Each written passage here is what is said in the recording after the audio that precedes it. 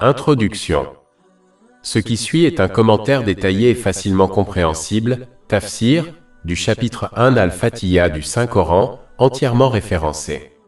Il est appelé la mère du livre, car il contient la signification de l'ensemble du Saint-Coran. Conseillé dans Tafsir Ibn Kathir, volume 1, page 43. Donc en réalité, quiconque comprend et agit selon les enseignements du chapitre 1 Al-Fatiha a compris et agi selon l'ensemble du Saint-Coran. S'efforcer de comprendre et d'agir selon ce grand chapitre aidera un musulman à atteindre un caractère noble. Adopter des caractéristiques positives conduit à la tranquillité d'esprit. Chapitre 1 Al-Fatiha. Cette sourate est appelée Al-Fatiha, ce qui peut signifier l'ouvreuse du livre. Par conséquent, les prières doivent commencer par la récitation de cette sourate. Cela a été conseillé dans un hadith trouvé dans Sunan an-Nasaï, numéro 910. Elle a été appelée la mère du livre, par nul autre que le saint prophète Muhammad, paix et bénédiction sur lui. Cela est mentionné dans un hadith trouvé dans Sunan an-Nasaï, numéro 915. Dans un hadith trouvé dans Sunan Ibn Majah, numéro 3785, le saint prophète Muhammad, paix et bénédiction sur lui, a déclaré qu'Al-Fatiha était la plus grande sourate du Saint-Coran. C'est une raison possible pour laquelle la prière est considérée comme défectueuse si cette sourate n'est pas récitée. Cela est confirmé par un hadith trouvé dans Sunan an-Nasaï, numéro 910. Certains pensent qu'elle est également appelée la mère du livre, car elle contient la signification de l'ensemble du Saint-Coran. Ceci a été mentionné dans Tafsir Ibn Kathir, volume 1, page 43. Donc, en réalité, quiconque comprend et agit selon les enseignements du chapitre 1 Al-Fatiha a compris et agi selon l'ensemble du Saint-Coran. Le Saint-Coran est composé de 7 sujets qui ont tous été brièvement mentionnés dans le chapitre 1 Al-Fatiha. Le premier est le monothéisme, ce qui signifie qu'il n'y a personne qui mérite d'être adoré ou obéi à part Allah, l'exalté. Al-Fatiha commence par mentionner ce sujet. Chapitre 1 Al-Fatiha, verset 2. Louange à Allah, Seigneur des mondes. Le deuxième sujet mentionné dans le Saint-Coran et indiqué dans Al-Fatiha est la prophétie. Dans le 6e verset d'Al-Fatiha, Allah l'exalté mentionne le chemin de ceux qu'il a bénis. Chapitre 1 Al-Fatiha, verset 6. Guide-nous sur le droit chemin. Ce chemin qui mène au paradis est le chemin des saints prophètes, que la paix soit sur eux. Les gens qui ont été bénis sont mentionnés dans un autre verset du Saint-Coran. Chapitre 4 en Isa, verset 69. Les prophètes, les gens de vérité, les martyrs et les justes, quelle honorable compagnie. Le troisième sujet mentionné dans le Saint-Coran est l'adoration et l'obéissance à Allah, l'exalté, et est mentionné dans le verset 5 d'Al-Fatiha. Chapitre 1 d'Al-Fatiha, verset 5. C'est toi que nous adorons, et c'est toi dont nous implorons l'aide. Le quatrième sujet mentionné dans le Saint-Coran est celui des promesses de bénédiction et des avertissements de châtiment. Ce sujet est mentionné dans le verset 4 d'Al-Fatiha, qui rappelle à l'humanité que ces promesses et ces avertissements seront un jour vus par tous. Chapitre 1 d'Al-Fatiha, verset 4. Souverain du jour de la rétribution. Le cinquième sujet abordé dans le Saint-Coran est constitué d'histoires et de leçons. La leçon qui est spécifiquement mentionnée dans Al-Fatiha, versets 6 et 7, est la façon dont Allah, l'exalté, a récompensé les pieux et puni les pécheurs des nations passées. Chapitre 1 Al-Fatiha, versets 6 et 7. Guide-nous vers le droit chemin, vers le chemin de ceux que tu as comblés de faveur, et non vers celui de ceux qui ont encouru ta colère, ou de ceux qui s'égarent. Le sixième sujet abordé dans le Saint-Coran est celui des éléments du jour de la résurrection. C'est à ce moment-là qu'Allah, l'exalté, ressuscitera toute la création après leur mort, afin de juger les actes qu'ils ont accomplis durant leur vie sur terre. Cela est indiqué dans le verset 4 d'Al-Fatiha. Chapitre 1 d'Al-Fatiha, verset 4. Souverain du jour de la rétribution. Le septième et dernier sujet abordé dans le Saint-Coran et résumé dans Al-Fatiha est celui des invocations à Allah, l'exalté. Al-Fatiha enseigne à l'humanité comment invoquer correctement Allah, l'exalté. Il faut d'abord louer et glorifier Allah, l'exalté selon son statut infini. Cela se fait le mieux en utilisant les déclarations mentionnées dans le Saint-Coran ou le hadith du saint prophète Muhammad, paix et bénédiction d'Allah sur lui. Cela est indiqué dans le chapitre 1, versets 2 à 3 d'Al-Fatiha. Louange à Allah, Seigneur de l'univers. Le très miséricordieux, le très miséricordieux. Faire preuve de faiblesse et d'humilité est une partie essentielle de l'invocation. C'est ce que montre le chapitre 1, verset 5 d'Al-Fatiha. C'est toi que nous adorons, et c'est toi que nous implorons notre secours. Les deux versets suivants, 6 et 7, sont l'invocation elle-même. Chapitre 1 d'Al-Fatiha, versets 6 et 7. Guide-nous vers le droit chemin, vers le chemin de ceux que tu as comblés de faveur, et non vers celui de ceux qui ont encouru ta colère, ou de ceux qui s'égarent. Demander la bonne direction et un refuge contre le mauvais chemin est une supplication que les musulmans doivent faire souvent, car c'est l'objectif le plus important à atteindre. Le fait que cette sourate soit placée au début du Saint-Coran est un signe qu'Allah le Très-Haut exhorte l'humanité à réciter, étudier et agir selon le Saint-Coran dans le but de découvrir la bonne voie dans la vie, c'est-à-dire le droit chemin mentionné dans cette sourate. Cela signifie que l'on ne doit pas réciter et étudier le Saint-Coran avec des motivations mondaines et mondaines. Au contraire, on doit laisser cette sourate guider son intention et ses actions pour obtenir le succès dans les deux mondes. Cette sourate indique également clairement que la bonne direction dans chaque situation de ce monde et de l'au-delà ne s'obtient qu'en obéissant pratiquement à Allah, le Très-Haut. Car un chemin n'est utile que s'il est parcouru de manière pratique. Cette obéissance sincère, qui est indiquée dans les deux derniers versets de cette sourate, implique d'utiliser les bénédictions qui nous ont été accordées de manière à plaire à Allah, le Très-Haut. Cela est décrit dans le reste du Saint-Coran auquel mène la sourate 1 Al-Fatiha, et est illustré de manière pratique dans les hadiths du saint prophète Muhammad, que la paix et les bénédictions soient sur lui. Il est étrange de constater combien de musulmans récitent régulièrement cette sourate, et pourtant n'obéissent pas à Allah, l'exalté. La bonne direction mentionnée dans cette sourate, la sourate qu'ils récitent régulièrement, ne peut être obtenue sans action. Chapitre 1 Al-Fatiha, verset 1. Au nom d'Allah, le plus miséricordieux, le plus miséricordieux. Le fait que ce verset commence par le nom d'Allah, le Très-Haut, indique l'importance d'aborder la connaissance islamique, comme le Saint-Coran, avec l'intention de plaire à Allah, le Très-Haut. Cela signifie que l'on doit avoir l'intention d'acquérir et d'agir en fonction de la connaissance islamique afin de plaire à Allah, le Très-Haut. Cela implique d'accepter et d'agir en fonction de tout ce qui a été révélé à l'humanité à travers le Saint-Coran et les traditions du saint prophète Muhammad. Paix et bénédiction sur lui, sans choisir ce que l'on fait et ignorer en fonction de ses désirs.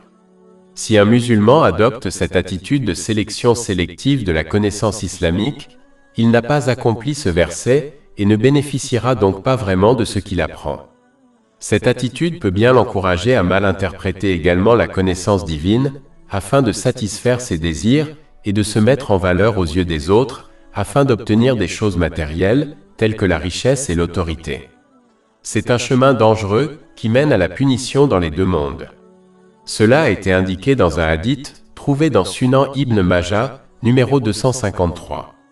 On ne tirera vraiment profit des enseignements islamiques que si l'on s'efforce d'accepter et d'agir en fonction de tout ce que l'on rencontre, que l'on comprenne ou non les sagesses qui se cachent derrière les enseignements, ou que cela corresponde ou non à nos désirs. Chapitre 17 Al-Isra, verset 82. Et nous faisons descendre du Coran ce qui est une guérison et une miséricorde pour les croyants. Mais cela n'augmente en rien la perte des injustes.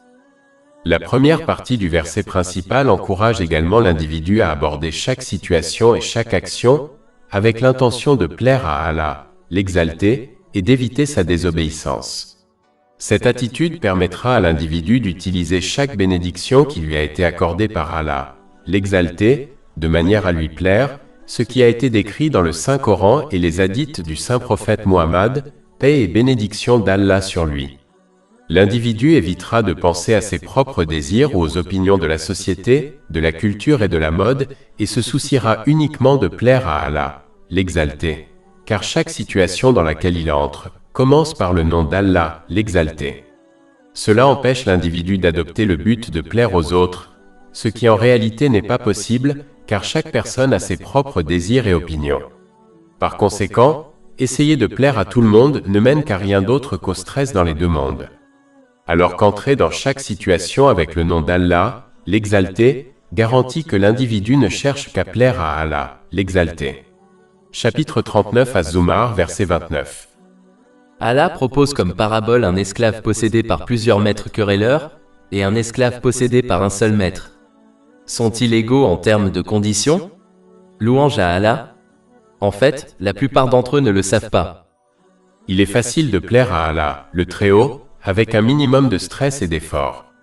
Cela a été indiqué dans le verset principal dont nous parlons. Chapitre 1 Al-Fatiha, verset 1. Au nom d'Allah, le plus miséricordieux, le plus miséricordieux. De plus, quand on se lance dans une situation quelconque dans le but de plaire à Allah, le Très-Haut, on doit savoir qu'on cherche à plaire à un Seigneur miséricordieux et compatissant. Cela efface le concept de la forme dégradante d'esclavage humain qui a été et est encore présente chez d'innombrables personnes dans le monde entier. Au lieu de cela, l'esclavage dans lequel on se lie est un esclavage de miséricorde et de compassion.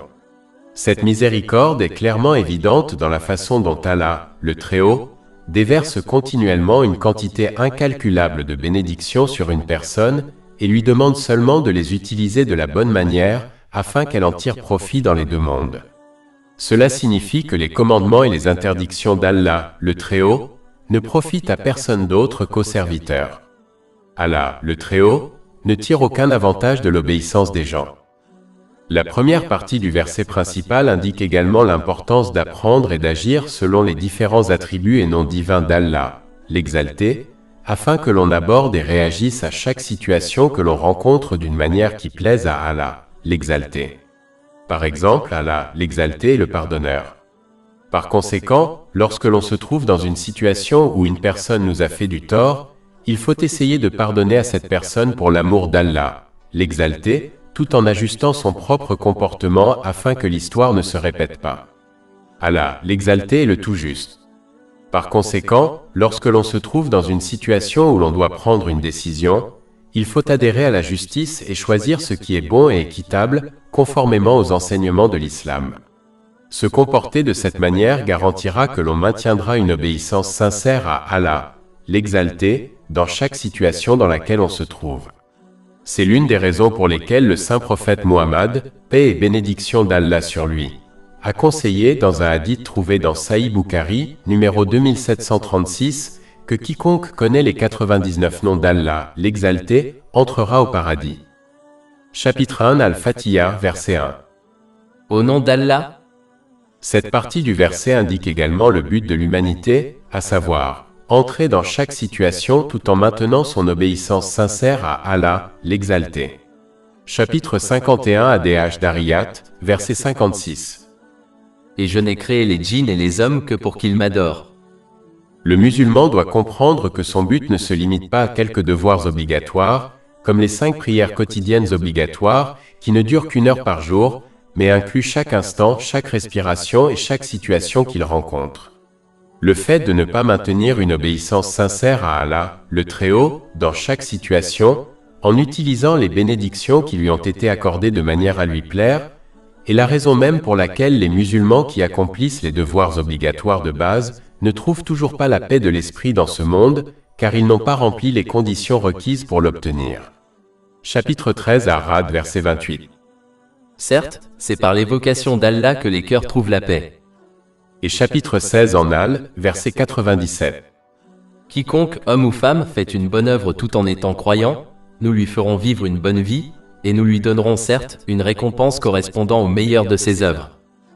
Celui qui ne parvient pas à remplir le but de sa création, même s'il accomplit les devoirs fondamentaux de l'islam, obtiendra une grande récompense, mais vivra une vie vide. Il sera comme un vase qui semble beau à l'extérieur, mais qui est vide et creux à l'intérieur.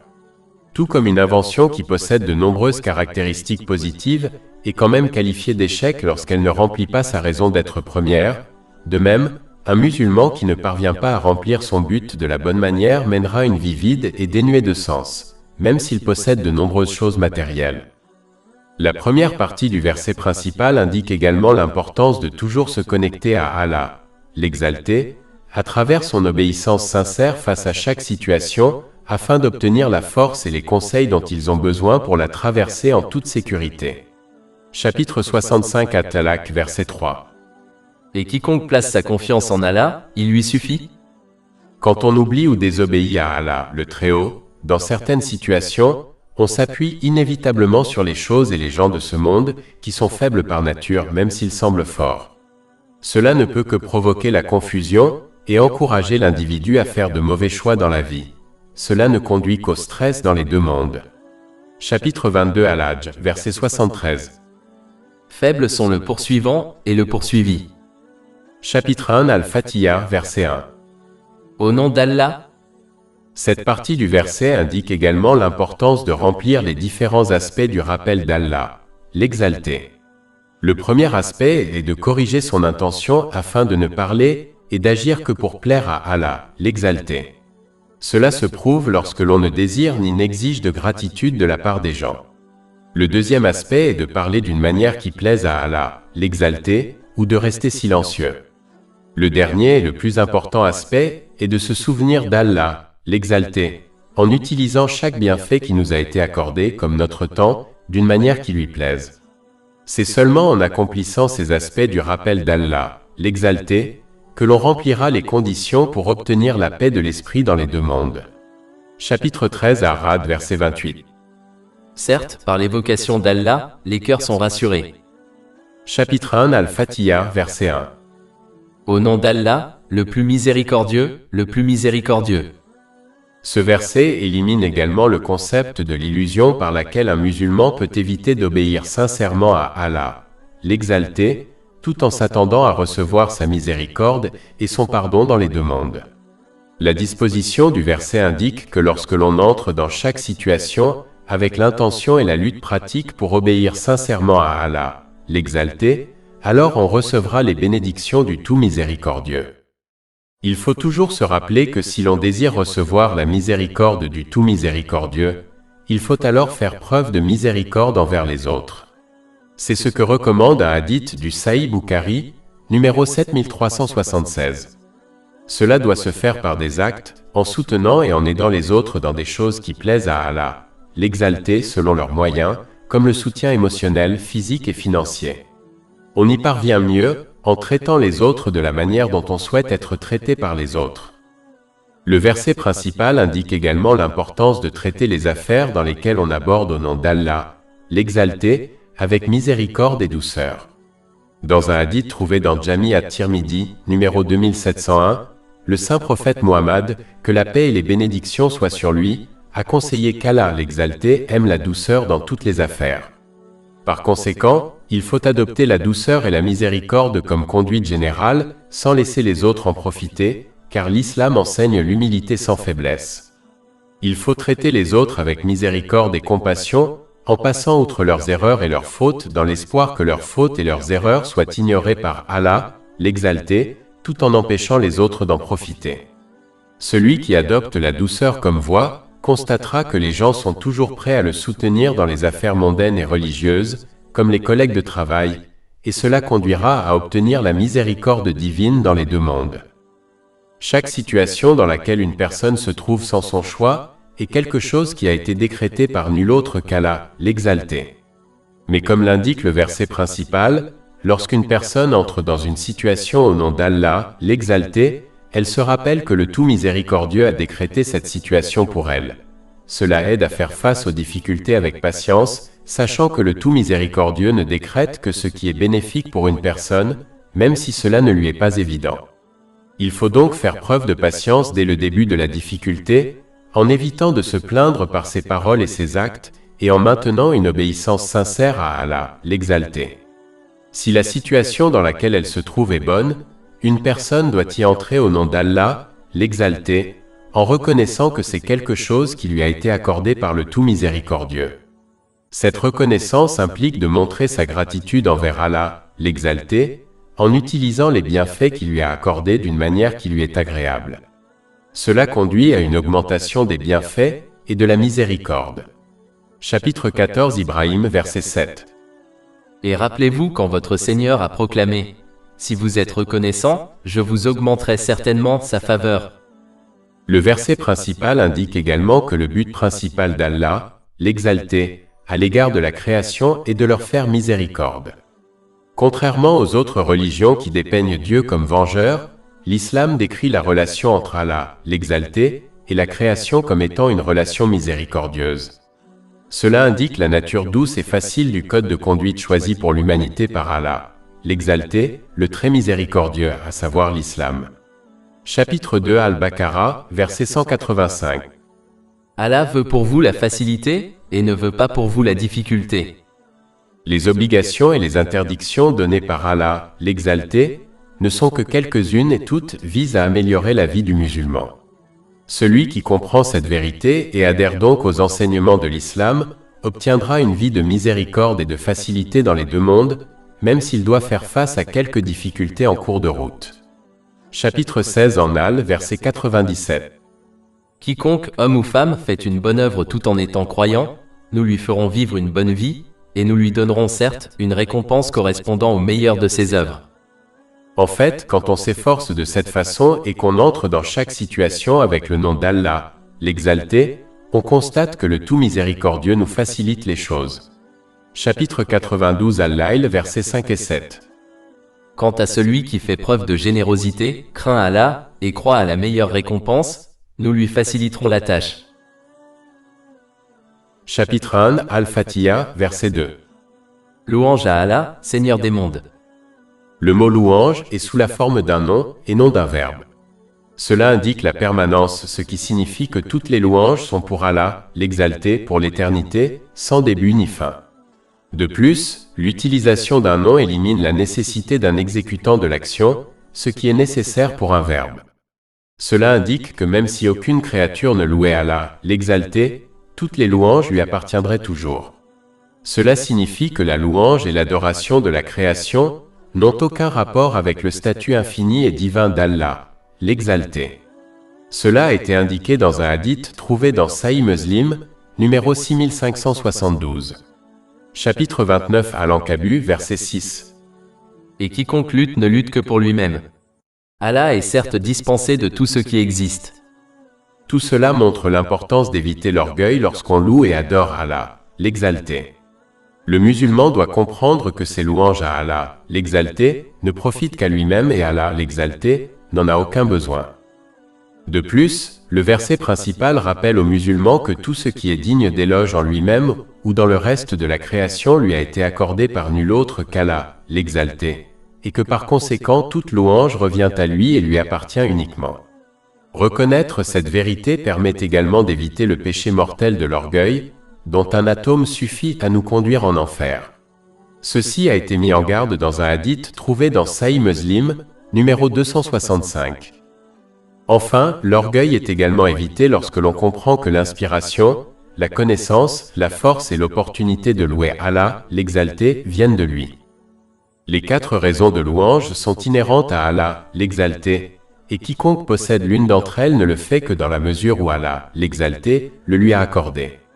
Par conséquent, lui seul est digne de louange. Les 4 raisons sont les suivantes. Celui qui est loué est plein de perfection en ce qui concerne les caractéristiques et les attributs, tout en étant exempt de tout défaut. Celui qui est loué a fait une faveur à quelqu'un, et la louange qu'il reçoit est donc une gratitude. Celui que l'on loue espère une faveur de celui qu'il loue. Enfin, celui que l'on loue possède des qualités qui méritent d'être louées, telles que la force et le pouvoir. L'homme fait une faveur aux autres parce qu'il recherche toujours une sorte de retour de leur part ou de la part d'autrui, que ce retour soit une récompense divine, des éloges de la part des gens, une rétribution pour une faveur ou la protection de soi-même contre l'étiquette d'avare. Celui qui recherche une rétribution pour ce qu'il fait n'est donc pas un bienfaiteur et ne mérite donc pas vraiment d'être loué, car son intention n'est pas exempte de désirer une rétribution pour les faveurs qu'il fait. Or, Allah, l'exalté, n'accorde pas à la création des bénédictions innombrables et continues pour aucune de ces raisons. La raison est indiquée dans le verset précédent, à savoir parce qu'il est le plus miséricordieux et le plus miséricordieux. Chapitre 1 Al-Fatiha, verset 1. Au nom d'Allah, le plus miséricordieux, le plus miséricordieux. Allah, l'exalté, ne tire aucun avantage de l'octroi de bénédiction à la création et est donc le seul digne de louange. En outre, le verset principal indique la première étape pour adopter une véritable croyance en Allah, l'exalté, à savoir montrer sa gratitude envers Allah, l'exalté pour les innombrables et continuelles bénédictions qu'il accorde à l'homme. Chapitre 14 Ibrahim verset 34. Et si vous comptiez les bienfaits d'Allah, vous ne pourriez les énumérer. En vérité, les gens sont très injustes et très ingrats. Le Saint-Coran utilise souvent la croyance en Allah, l'exalté et la gratitude envers lui comme synonymes. Cela signifie que l'on ne peut obtenir une véritable croyance en Allah, l'exalté, que si l'on manifeste concrètement sa gratitude envers lui. Chapitre 2 Al-Baqarah, verset 152. Souviens-toi donc de moi, et moi aussi je me souviendrai de toi. Sois reconnaissant envers moi, et ne me renie pas. La véritable gratitude consiste à toujours adopter une bonne intention de plaire à Allah, l'exalté, dans toutes ses paroles et actions. On ne désire ni n'exige de gratitude de la part des gens. La gratitude consiste à dire ce qui est bien ou à rester silencieux.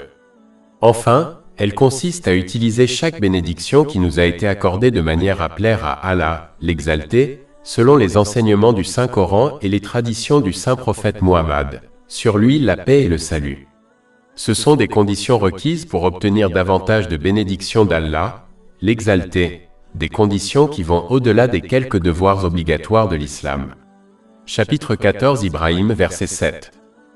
Et rappelez-vous quand votre Seigneur a proclamé « Si vous êtes reconnaissant, je vous augmenterai certainement sa faveur. » Chapitre 1 Al-Fatiha, verset 2. Louange à Allah, Seigneur des mondes. Lorsque quelqu'un accepte Allah, l'exalté, comme son Seigneur, cela signifie qu'il accepte à la fois de l'adorer et de l'obéir. L'adoration comprend les rituels et les pratiques commandés par Allah, l'exalté, et l'obéissance comprend l'utilisation des bénédictions qui nous ont été accordées, comme notre temps, d'une manière qui plaise à Allah, l'exalté. Cela garantit qu'ils vivront d'une manière qui plaise à Allah, l'exalté, comme en gagnant de l'argent de manière licite. Malheureusement, certains musulmans sont doués pour adorer Allah, l'exalté, comme les 5 prières quotidiennes obligatoires, mais refusent d'obéir à Allah, l'exalté, dans leurs activités quotidiennes. Cette attitude est en contradiction avec l'acceptation d'Allah, l'exalté, comme son Seigneur, car un Seigneur est à la fois adoré et obéi. De plus, comme Allah, l'exalté, est le seul créateur, le soutien et le maître de la création, il n'est pas logique de lui désobéir dans le but de plaire à soi-même ou aux autres. Comme Allah, l'exalté, a un contrôle total sur la création, y compris sur le cœur de l'individu, la station de paix, il décide seul qui obtient la paix et le bien-être dans les deux mondes. Il n'est pas nécessaire d'être un savant pour déterminer que l'on n'obtiendra pas la paix et le succès dans les deux mondes par sa désobéissance.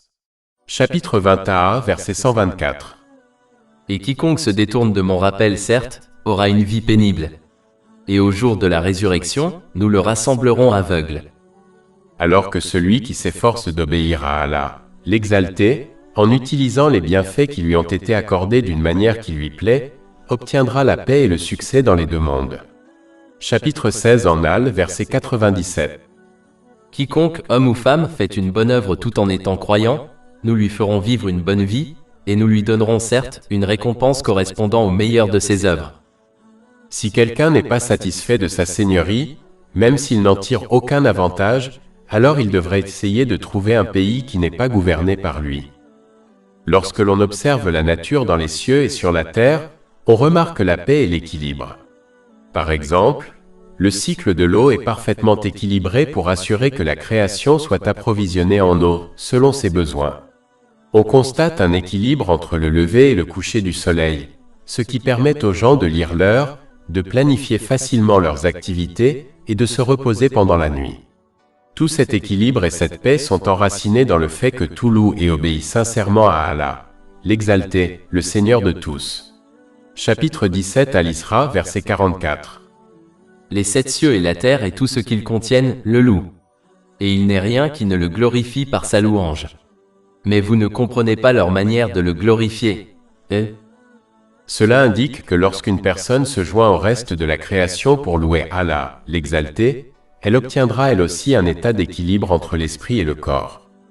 Cet équilibre conduit à la paix de l'esprit et du corps pour un individu, et à la paix et au bien-être général pour toute la société. Louer Allah l'exalté implique de lui obéir par son intention, ses paroles et ses actions, en utilisant les bénédictions qui lui ont été accordées de manière à lui plaire. Chapitre 1 Al-Fatiha, verset 2. Louange à Allah, Seigneur des mondes. Ce verset enlève toute validité à l'adoration de la création. En effet, on adore une créature uniquement à cause de sa beauté et de sa qualité. Or, cette beauté ou cette qualité ne se trouve pas de manière innée dans l'entité créée. Elle lui a été accordée par nul autre qu'Allah, l'exalté. Par conséquent, l'objet créé qui possède des qualités louables n'est pas digne d'adoration. Seul celui qui a créé l'entité et lui a accordé ces qualités, à savoir Allah, l'exalté, l'est. Bien que toutes les louanges et la gratitude appartiennent uniquement à Allah, l'exalté, cela ne signifie pas qu'on ne doit pas montrer de gratitude envers autrui. En fait, le saint prophète Muhammad, que la paix et les bénédictions soient sur lui, a conseillé dans un hadith trouvé dans Jami at-Tirmidhi numéro 1954, que celui qui ne montre pas de gratitude envers les gens ne peut pas être reconnaissant envers Allah, l'exalté. Cela est dû au fait qu'Allah, l'exalté, utilise la création comme un moyen pour délivrer des bénédictions aux gens, comme nos parents. Par conséquent, montrer de la gratitude envers ces moyens revient à montrer de la gratitude envers la source de la bonté, à savoir Allah, l'exalté. Il faut donc montrer de la gratitude aux gens, selon ces moyens, pour toute aide ou assistance qu'ils leur offrent, même s'il ne s'agit que d'une invocation en leur faveur. Cela a été conseillé dans un hadith trouvé dans Adab al-Mufrad de l'imam Bukhari, numéro 216. Ainsi, montrer de la gratitude envers la création est un aspect de montrer de la gratitude envers Allah, l'exalté, ce qui à son tour conduit à une augmentation des bénédictions. Chapitre 14 Ibrahim, verset 7. Et rappelez-vous quand votre Seigneur a proclamé « Si vous êtes reconnaissant, je vous augmenterai certainement sa faveur. » Allah, l'exalté, est le Seigneur des mondes. Il faut donc toujours lui obéir et ne jamais lui désobéir. Un musulman ne doit donc faire preuve d'obéissance envers les autres que si elle est enracinée dans l'obéissance à Allah, l'exalté, comme l'obéissance au saint prophète Muhammad, sur lui la paix et le salut. Chapitre 4 en Nisa, verset 80. Celui qui obéit au messager a obéi à Allah. Reconnaître la souveraineté d'Allah, l'exalté, implique d'accepter de le servir. Cela montre clairement qu'un musulman ne doit pas décider de son propre mode de vie, mais qu'il doit simplement adhérer à la direction et aux conseils qui lui ont été donnés par son Seigneur, Allah, l'exalté. Il est hypocrite de déclarer verbalement sa servitude envers Allah, l'exalté, puis de l'ignorer dans la pratique, en ne respectant pas le code de conduite qui lui a été donné par son Seigneur et Maître. Chapitre 1 Al-Fatiha, verset 2. Louange à Allah, Seigneur des mondes. Allah, le Très-Haut, est le Seigneur des mondes, ce qui signifie qu'il a créé et possède la création. Lorsqu'un musulman comprend que lui-même et chaque bénédiction qui lui a été accordée sont la propriété d'Allah, le Très-Haut, il devient plus facile d'utiliser les bénédictions qui lui ont été accordées d'une manière qui plaise à son Seigneur et propriétaire. Les gens font souvent un mauvais usage des bénédictions qui leur ont été accordées, car ils croient à tort que ces bénédictions ont été gagnées par eux et leur appartiennent donc. Mais le verset principal corrige cette fausse croyance, afin que l'on comprenne qu'il faut utiliser les bénédictions qui lui ont été accordées d'une manière qui plaise à son véritable propriétaire. Cela est similaire à la façon dont une personne utilise l'objet qu'elle emprunte à quelqu'un d'autre, uniquement d'une manière qui plaise à son propriétaire. Lorsqu'une personne se comporte de cette manière, elle profitera des bénédictions matérielles qui lui ont été accordées et trouvera la paix de l'esprit et du corps grâce à elle dans les deux mondes, car elle se souviendra véritablement du propriétaire de toutes les bénédictions, Allah, le Très-Haut. Chapitre 13 Ar-Ra'd, verset 28. Certes, c'est par l'évocation d'Allah que les cœurs trouvent la paix. En outre, lorsque l'on réfléchit sur les cieux et la terre, on observe clairement l'unicité et la seigneurie d'Allah, le Très-Haut. Par exemple, si l'on réfléchit sur le jour et la nuit et sur leur parfaite synchronisation, on comprendra qu'il ne s'agit pas d'un événement aléatoire, c'est-à-dire qu'il existe une force qui assure cette synchronisation parfaite. La Terre est à une distance parfaite du Soleil. Si la terre était plus ou moins proche du soleil, elle ne serait pas habitable. De même, le cycle de l'eau qui implique la condensation de l'eau évaporée de la mer et des océans afin de produire des pluies acides qui sont à leur tour neutralisées par les montagnes et les rochers est un cycle parfaitement équilibré. Cela signifie qu'il ne peut pas se produire par hasard. La terre a été créée de manière si équilibrée qu'une graine faible peut pousser et la pénétrer afin de fournir des plantes, des cultures et de la végétation, mais la même terre est suffisamment solide pour supporter la construction de bâtiments lourds. L'océan a la densité parfaite pour permettre aux navires de naviguer dessus, tout en permettant à la vie marine d'exister en son sein. Tous ces phénomènes et bien d'autres dans les cieux et sur la terre ne peuvent être le fruit du hasard. De plus, si l'on réfléchit à la synchronisation parfaite du jour et de la nuit, on comprendra clairement que cela indique qu'il n'y a qu'un seul Dieu, à savoir Allah, l'Exalté. S'il y avait plus d'un Dieu, chacun d'eux ordonnerait que la nuit et le jour se produisent selon sa propre volonté. Cela conduirait à une destruction totale, car un Dieu peut vouloir que le soleil se lève, tandis qu'un autre Dieu peut vouloir que la nuit continue. Le système ininterrompu et parfait que l'on trouve dans les cieux et sur la terre prouve qu'il n'y a qu'un seul Dieu, à savoir Allah, l'Exalté. Chapitre 21 Al-Anbiya, verset 22. S'il y avait eu en eux, c'est-à-dire dans les cieux et la terre, des divinités en dehors d'Allah, ils auraient tous deux été ruinés.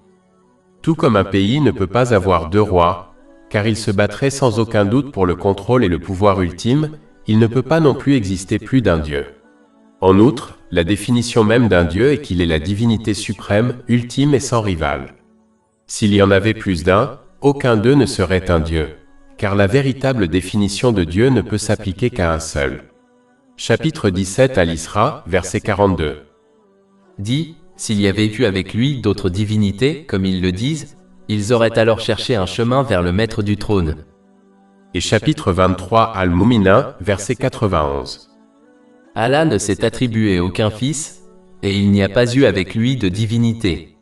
S'il y en avait eu, chaque divinité aurait pris ce qu'elle a créé, et certaines d'entre elles auraient surpassé les autres. Allah est au-dessus de ce qu'ils décrivent à son sujet. Chapitre 1 Al-Fatiha, verset 2. Louange à Allah, Seigneur des mondes. En outre, ce verset rappelle également aux musulmans de toujours chercher refuge auprès d'Allah, l'Exalté, contre toutes les difficultés et épreuves, car il est le seul à pouvoir leur accorder le soulagement car lui seul gère les affaires de la création. Chapitre 65 At-Talaq, verset 2. Et quiconque craint Allah, il lui donnera une issue. Obtenir ce refuge implique de lui obéir sincèrement, en utilisant les bénédictions qu'il nous a accordées d'une manière qui lui plaît, comme indiqué dans le Saint-Coran et les traditions du saint prophète Mohammed, paix et bénédiction d'Allah sur lui. De plus, comme Allah, l'Exalté, le Seigneur des mondes, gère seul les affaires de la création, il ne faut jamais se préoccuper outre mesure des actions des gens, car rien dans la création ne se produit sans la volonté d'Allah, l'Exalté. Chapitre 9 At-Taba, verset 51. Dit, nous ne serons jamais frappés, sauf par ce qu'Allah a décrété pour nous. Ainsi, quelle que soit la situation à laquelle on est confronté, comme cela a été décrété par Allah, l'Exalté, on doit rester sincèrement obéissant à lui, sachant qu'il décrète toujours ce qui est le mieux pour chacun, même si cela ne leur est pas évident. Chapitre 2 Al-Baqarah, verset 216. Mais il se peut que vous haïssiez une chose et qu'elle soit un bien pour vous. Il se peut que vous aimiez une chose et qu'elle soit un mal pour vous. Et Allah sait, tandis que vous ne savez pas. En réalisant cette réalité, on évite de craindre et d'espérer de la création, ce qui conduit souvent à la désobéissance à Allah, l'Exalté. On maintiendra plutôt son obéissance sincère à Allah, l'Exalté, en utilisant les bénédictions qui nous ont été accordées d'une manière qui lui plaît, même si la création se retourne contre nous, car nous savons que rien ne nous arrive, ni à nous ni aux autres, sans la volonté d'Allah, l'Exalté. Chapitre 35 Fatir, verset 2. Tout ce qu'Allah accorde en miséricorde aux gens, nul ne peut le refuser. Et tout ce qu'il refuse, nul ne peut le restituer par la suite.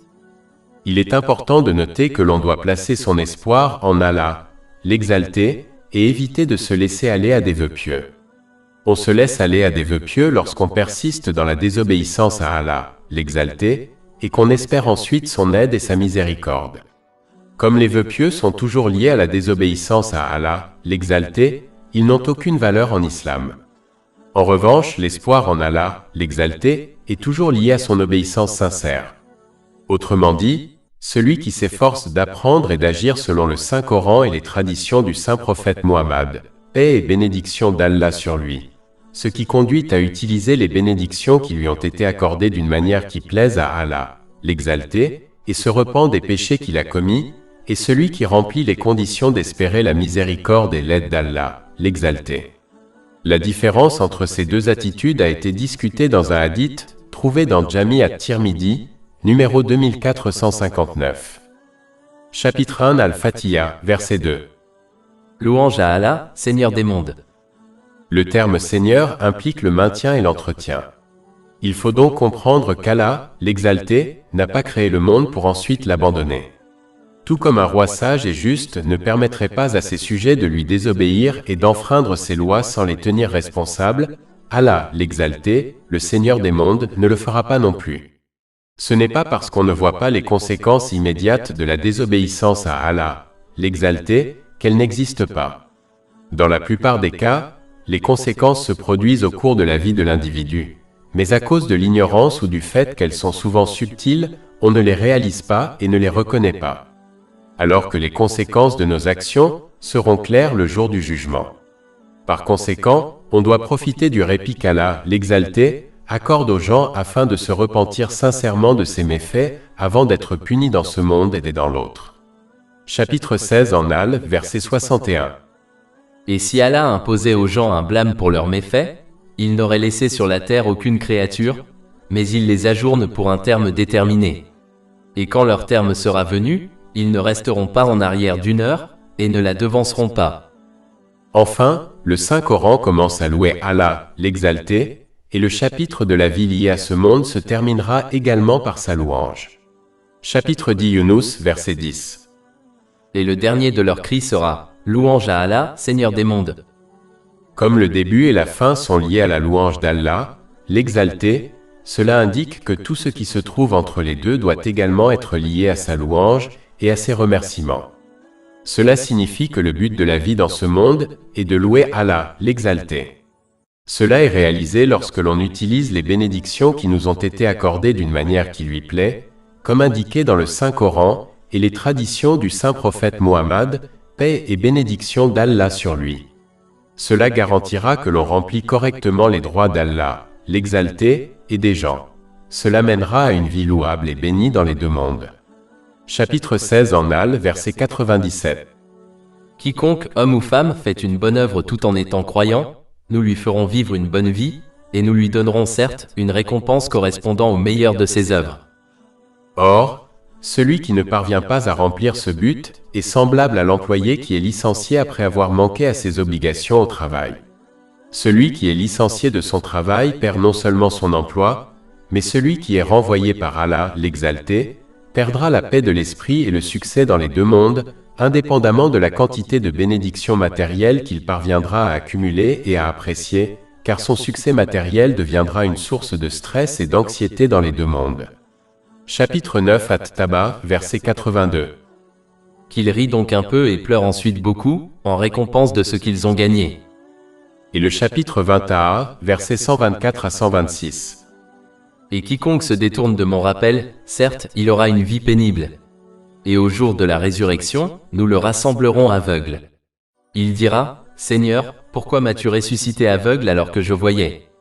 Allah dira, ainsi vous sont venus nos signes et vous les avez oubliés. C'est ainsi que vous serez aujourd'hui oubliés. Chapitre 1 Al-Fatiha, verset 3. Le plus miséricordieux, le plus miséricordieux. Ce verset équilibre la crainte générée par le fait qu'Allah, l'exalté, est le Seigneur des mondes, ce qui a été mentionné dans le verset précédent. Chapitre 1 Al-Fatiha, verset 2. Louange à Allah, Seigneur des mondes. Le musulman doit trouver un équilibre entre la crainte d'Allah, l'exalté qui empêche la désobéissance, et l'espoir en Allah, l'exalté qui encourage à lui obéir, ce qui implique d'utiliser les bénédictions qui nous ont été accordées d'une manière qui lui plaît. Comme il est difficile de trouver un équilibre parfait, il faut souvent se tourner vers la crainte d'Allah, l'exalter, dans les moments de facilité, afin d'éviter de faire un mauvais usage des bénédictions qui nous ont été accordées. Mais dans les moments difficiles, et surtout au moment de la mort, il faut se tourner vers l'espoir en Allah, l'exalter, comme l'a ordonné le saint prophète Muhammad, que la paix et les bénédictions soient sur lui, dans un hadith trouvé dans le Sahih Muslim, numéro 2877. Dans les moments difficiles et surtout au moment de la mort, une personne est moins susceptible de commettre des péchés, c'est pourquoi il est préférable d'avoir espoir en Allah, l'exalter. Celui qui maintient cette approche équilibrée constatera qu'Allah, l'exalter, répond positivement à ses espoirs et à ses craintes. Cela a été conseillé dans un hadith trouvé dans Sahih Bukhari, numéro 7405. De plus, il faut toujours se rappeler que si l'on désire recevoir la miséricorde du tout miséricordieux, il faut alors faire preuve de miséricorde envers les autres.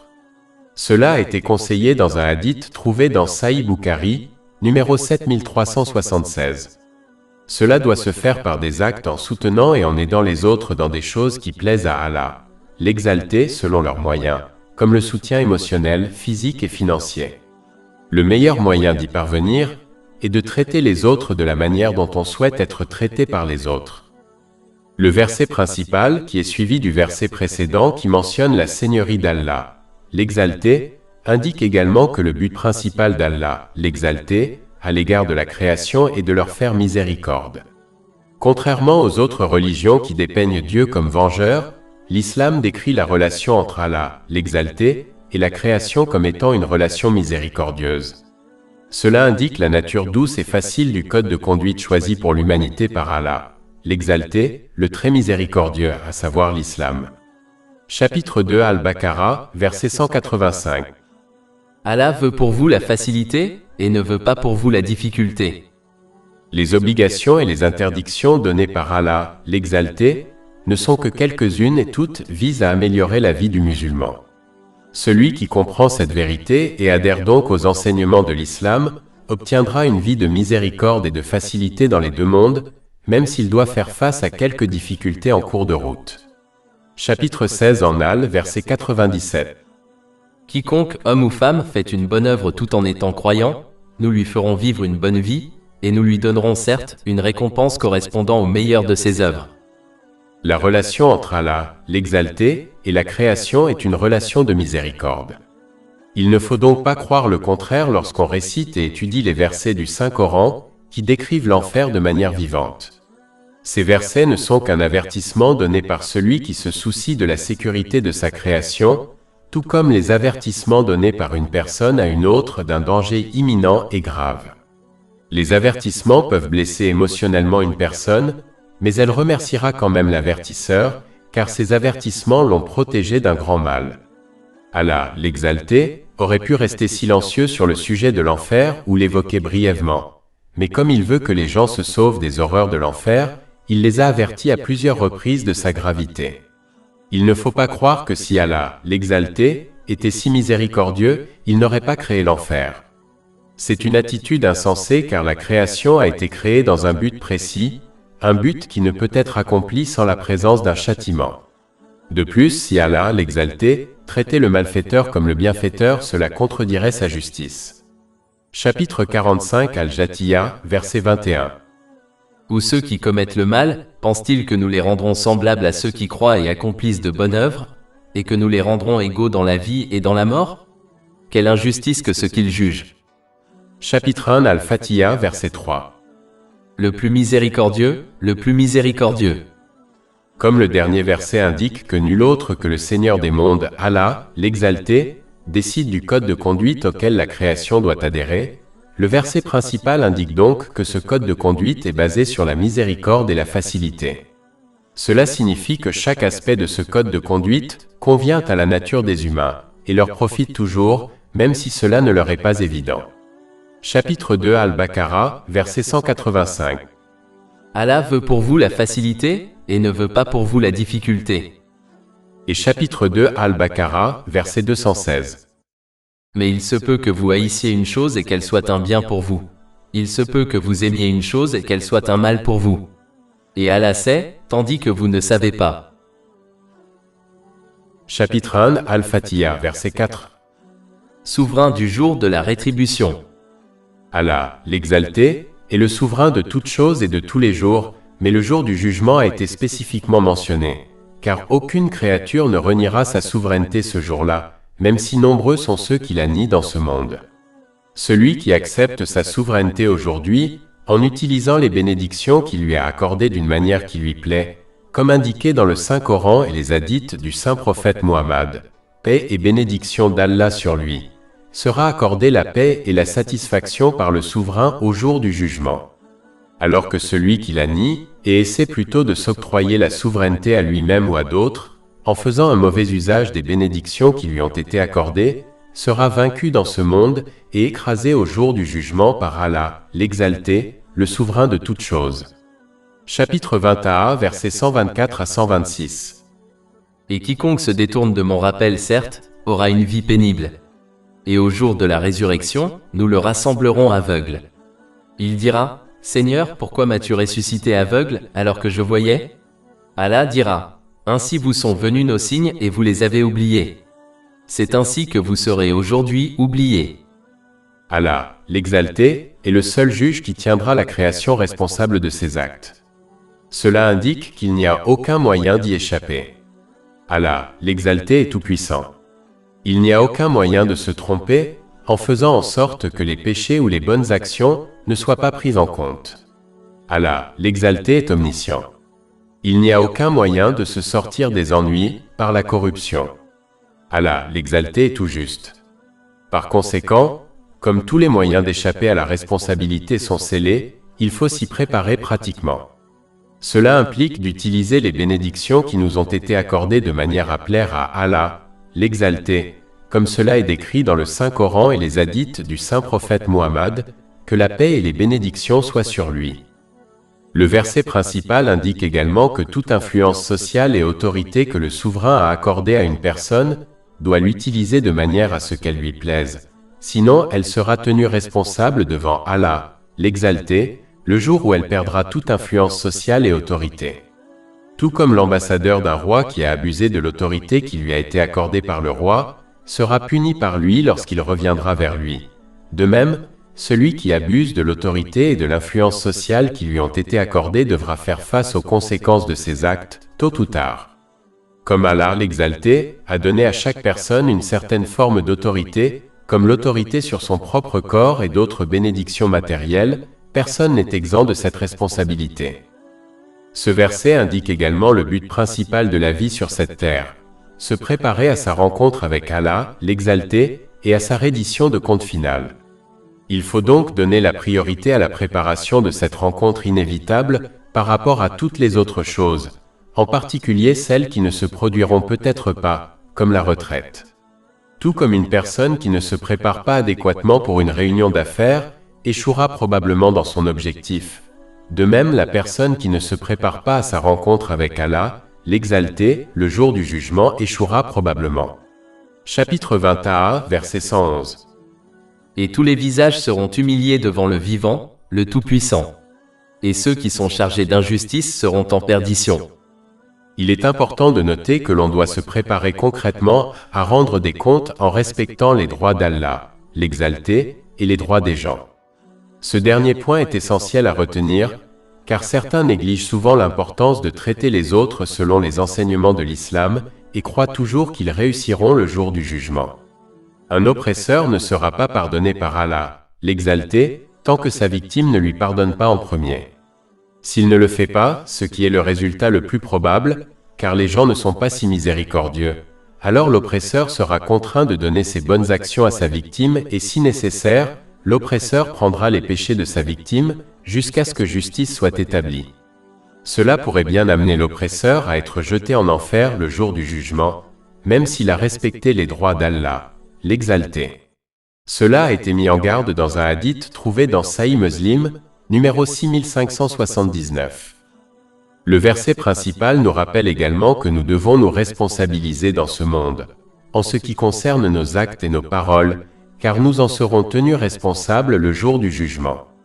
Celui qui se tient responsable dans ce monde, par l'introspection et les efforts sincères pour améliorer son comportement envers Allah, l'exalté, et la création, en apprenant et en agissant selon les connaissances islamiques, trouvera la paix dans ce monde et un règlement de compte facile le jour du jugement, car son introspection l'a encouragé à se préparer pratiquement au jour du jugement, ce qui implique d'utiliser les bénédictions qui lui ont été accordées d'une manière qui plaise à Allah.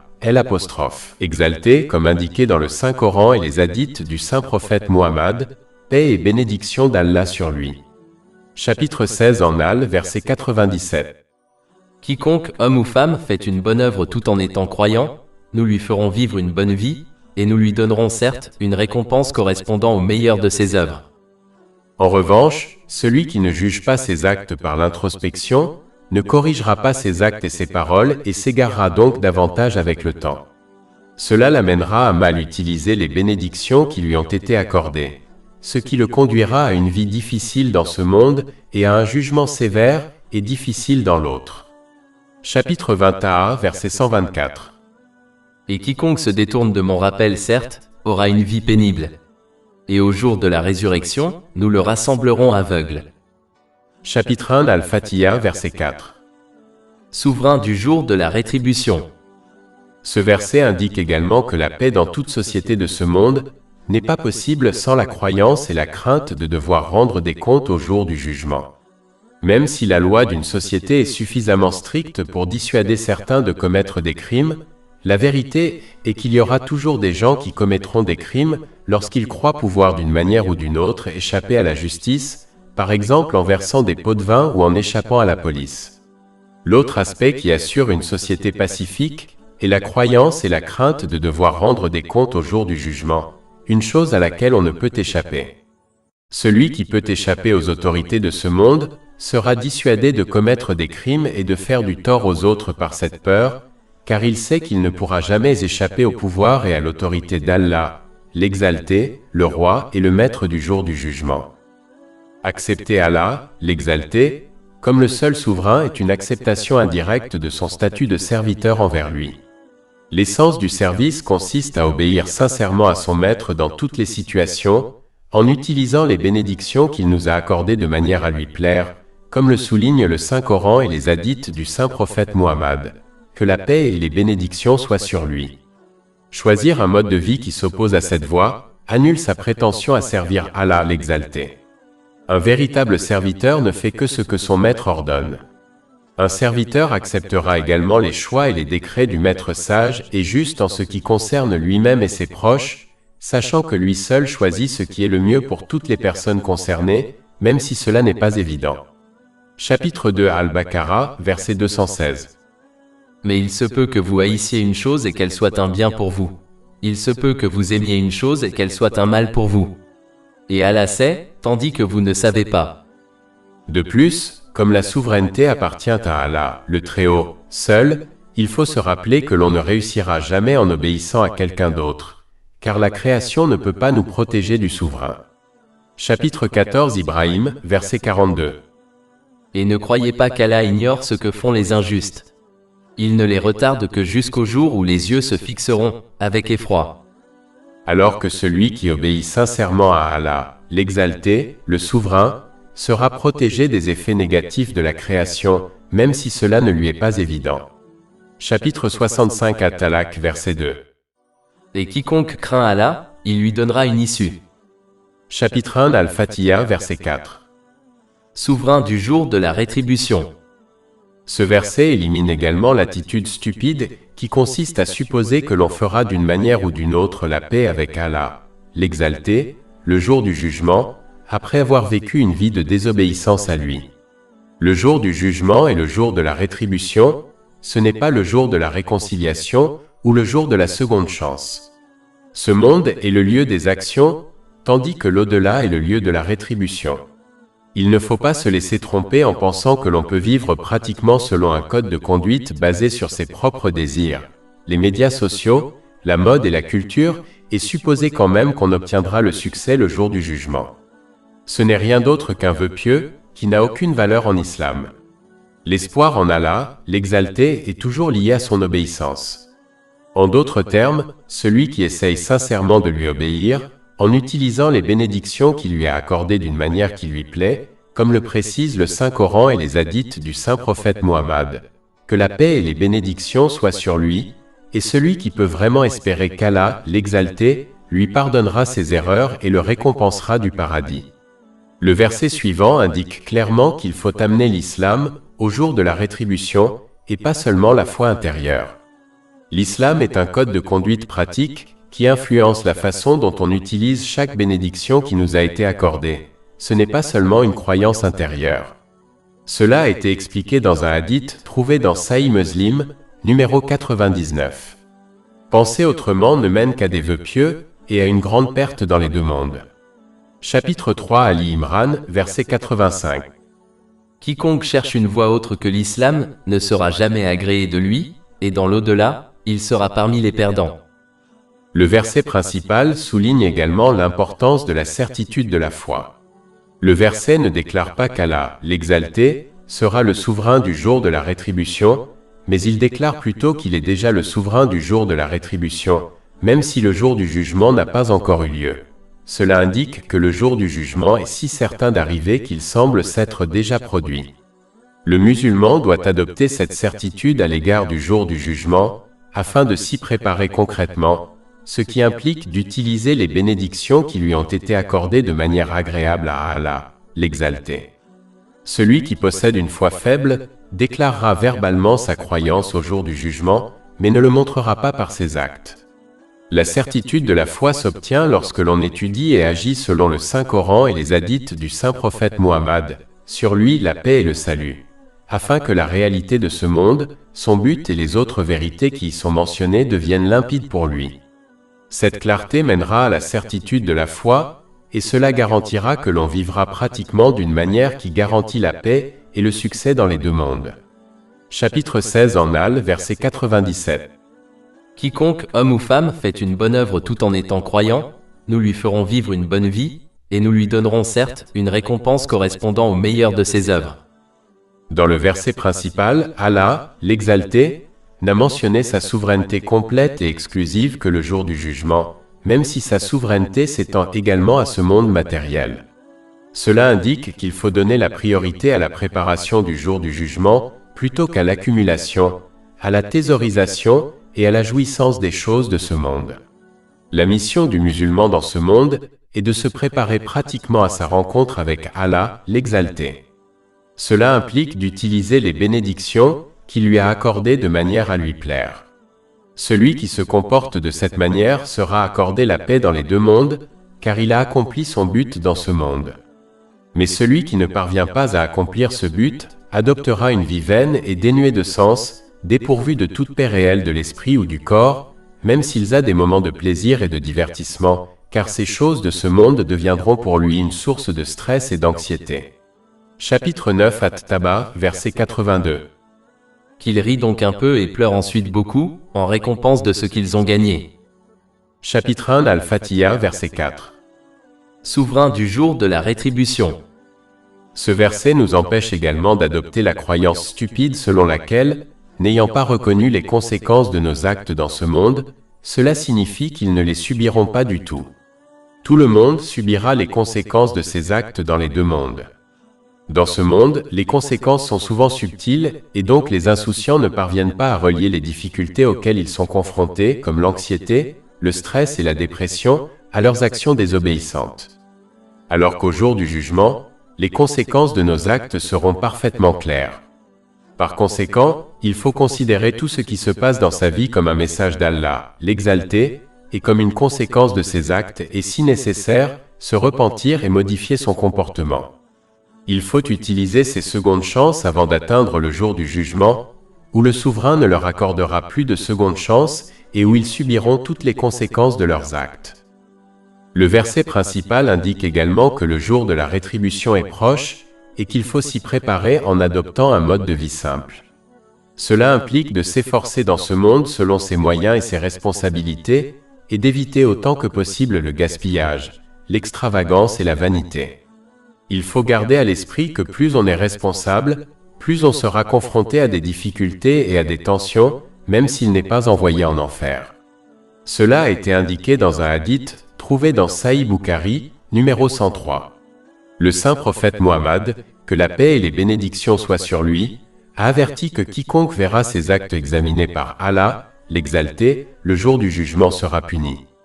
Mener une vie simple évite les préoccupations inutiles, ce qui permet d'obtenir la paix de l'esprit et du corps, et un règlement de compte facile le jour du jugement. C'est pourquoi le saint prophète Muhammad, que la paix et les bénédictions soient sur lui, a conseillé dans un hadith trouvé dans Sunan Ibn Majah, numéro 4118, que la simplicité fait partie de la foi. 5 attributs divins sont mentionnés dans les premiers versets de ce chapitre. Chapitre 1 Al-Fatiha, versets 2 et 4. Allah, Seigneur de l'univers, le tout miséricordieux, le très miséricordieux, le souverain du jour de la rétribution. Allah, l'Exalté, est le Seigneur de l'univers car il a créé, soutient et nourrit toute la création. Il est compatissant et miséricordieux car il facilite les choses à la création, leur pardonne leurs erreurs, accepte leur repentir sincère et les guide vers ce qui est le meilleur pour eux dans les deux mondes. Il est le souverain du jour de la rétribution, car il jugera les actions des hommes d'une manière juste, équitable et miséricordieuse. Lorsque l'on comprend ces 5 attributs divins, il devient clair que nul n'a le droit d'être adoré et obéi à part Allah, l'Exalté. Cette attestation se concrétise en utilisant les bénédictions qui nous ont été accordées par Allah, l'Exalté, d'une manière qui lui est agréable, comme le souligne le Saint-Coran et les hadiths du saint prophète Muhammad, sur lui la paix et le salut. Enfin, le jour de la rétribution est quelque chose qui doit se produire même selon la logique. Si l'on observe les cieux et la terre, on identifiera clairement de nombreux exemples d'un système équilibré. Par exemple, le Soleil est à une distance équilibrée et parfaite de la Terre. Si le Soleil était à une distance différente de la Terre serait habitable. Le cycle de l'eau est un autre exemple d'un système parfaitement équilibré. Il implique l'évaporation de l'eau des mers et des océans dans l'atmosphère, qui est ensuite condensée pour produire de la pluie. Ce système est vital pour la vie sur Terre. La Terre elle-même a été créée de manière parfaitement équilibrée. D'une part, elle permet à la graine faible de pousser et de pénétrer sa surface afin de fournir des provisions pour la création. D'autre part, la Terre est si dense que de grands bâtiments peuvent y être construits, ce qui est vital pour la progression. Si l'on observe l'océan, on identifiera clairement un système parfaitement équilibré. La densité équilibrée de l'eau permet à d'énormes navires de naviguer à sa surface, ce qui est nécessaire pour le commerce et les voyages, tout en permettant à la vie marine de s'y épanouir. Mais il y a un déséquilibre majeur dans ce monde, les actions des gens. On observe souvent comment les oppresseurs échappent à la punition dans ce monde. D'un autre côté, il y a d'innombrables personnes qui font face à la persécution et à d'autres difficultés avec patience, mais qui ne reçoivent pas la pleine récompense qu'elles méritent. De nombreux musulmans qui obéissent sincèrement à Allah, l'Exalté, en utilisant les bénédictions qui leur ont été accordées de manière à lui plaire, comme le souligne le Saint-Coran et les hadiths du saint prophète Muhammad, paix et bénédiction d'Allah sur lui, font souvent face à des épreuves et des tests dans ce monde et ne reçoivent qu'une petite part de leur récompense, tandis que ceux qui désobéissent ouvertement à Allah, l'Exalté, profitent des luxes de ce monde et dans certains cas rencontrent moins de difficultés. Allah, l'Exalté, n'établirait pas de nombreux systèmes parfaitement équilibrés dans l'univers, tout en négligeant le déséquilibre trouvé dans les actions des gens. L'équilibrage des actions des gens ne se produit évidemment pas dans ce monde, il doit donc se produire à un autre moment, le jour de la rétribution. Allah, le Très-Haut, peut récompenser et punir pleinement dans ce monde. Mais l'une des sagesses qui sous-tendent le fait de ne pas le faire est indiquée par le verset précédent. Cela signifie qu'au lieu de punir immédiatement quelqu'un complètement en fonction de ses actes, Allah, le Très-Haut, lui donne de nombreuses opportunités pour qu'il se repente sincèrement et corrige sa conduite. Chapitre 1 Al-Fatiha, verset 3. Le tout miséricordieux, le très miséricordieux. Et chapitre 35 Fatir, verset 45. Si Allah imposait un blâme aux gens pour ce qu'ils ont acquis, il ne laisserait sur la terre aucune créature. Mais il les retarde pour un terme déterminé. Et quand leur terme arrive, Allah est certes parmi ses serviteurs clairvoyants. Il ne récompense pas pleinement ceux qui font le bien dans ce monde, car ce monde n'est pas le paradis. De plus, croire en l'invisible, en la récompense complète qui attend le musulman dans l'au-delà, est un aspect important de l'islam. En fait, la croyance en l'invisible est ce qui rend la foi spéciale. Croire en quelque chose qui n'est pas caché et qui peut être perçu par les cinq sens, comme recevoir une récompense complète dans ce monde matériel, ne serait pas si spécial. Pour que le jour du jugement puisse commencer, il faut que ce monde matériel atteigne sa fin. En effet, la punition et la récompense ne peuvent être accordées qu'une fois que les actions de tous les êtres humains sont achevées. Par conséquent, le jour de la rétribution doit survenir selon les signes présents dans l'univers et n'aura lieu qu'à la fin de ce monde. Chapitre 1, Al-Fatiha, verset 5. C'est toi que nous adorons, et c'est toi dont nous implorons l'aide. Comme Allah, l'exalté, a créé, nourri et soutient la création, lui seul mérite d'être adoré et obéi.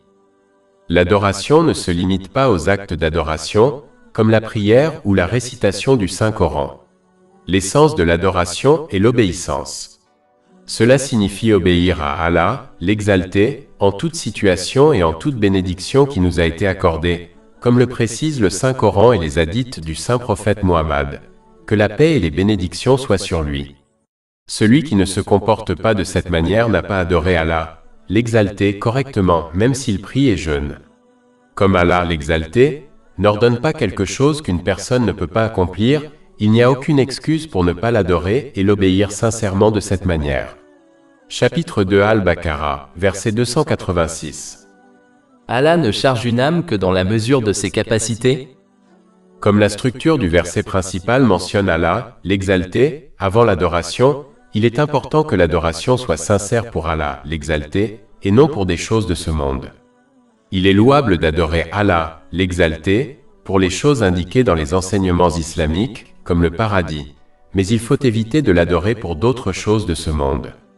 En raison d'une vision à courte vue et d'un manque de connaissances, une personne ne sait pas ce qui est le mieux pour elle. Par conséquent, il est préférable d'éviter d'adorer Allah, l'exalté, pour obtenir des choses de ce monde, alors qu'elle ne sait pas ce qui est le mieux pour elle. De plus, celui qui adore Allah, l'exalté, pour les choses de ce monde sera souvent contrarié s'il n'obtient pas ce qu'il désire. Cela peut amener une personne à obéir et à adorer Allah, l'exalté, à la limite, de sorte qu'elle n'est satisfaite que lorsque ses désirs sont satisfaits, et à se mettre en colère lorsque cela ne se produit pas. Cette personne n'adore que ses passions, même si elle se prosterne devant Allah, l'exalté. Chapitre 22 Al-Hajj, verset 11. Parmi les gens, il en est qui adorent Allah avec une extrême arrogance. Si le bien le touche, il en est rassuré, mais si l'épreuve le frappe, il tourne le dos. Il a perdu la vie présente, et l'au-delà. Voilà quelle est la perte évidente. Chapitre 1 Al-Fatiha, verset 5. C'est toi que nous adorons. Le pronom de la deuxième personne utilisé ici indique que l'on doit s'efforcer d'atteindre le niveau d'excellence de la foi, par lequel on adore Allah, l'exalté, comme si on pouvait l'observer en train de nous observer. Cela a été discuté dans un hadith trouvé dans Sahih Muslim, numéro 99. On y parvient en acquérant et en mettant en pratique la connaissance islamique, ce qui à son tour conduit à la certitude de la foi.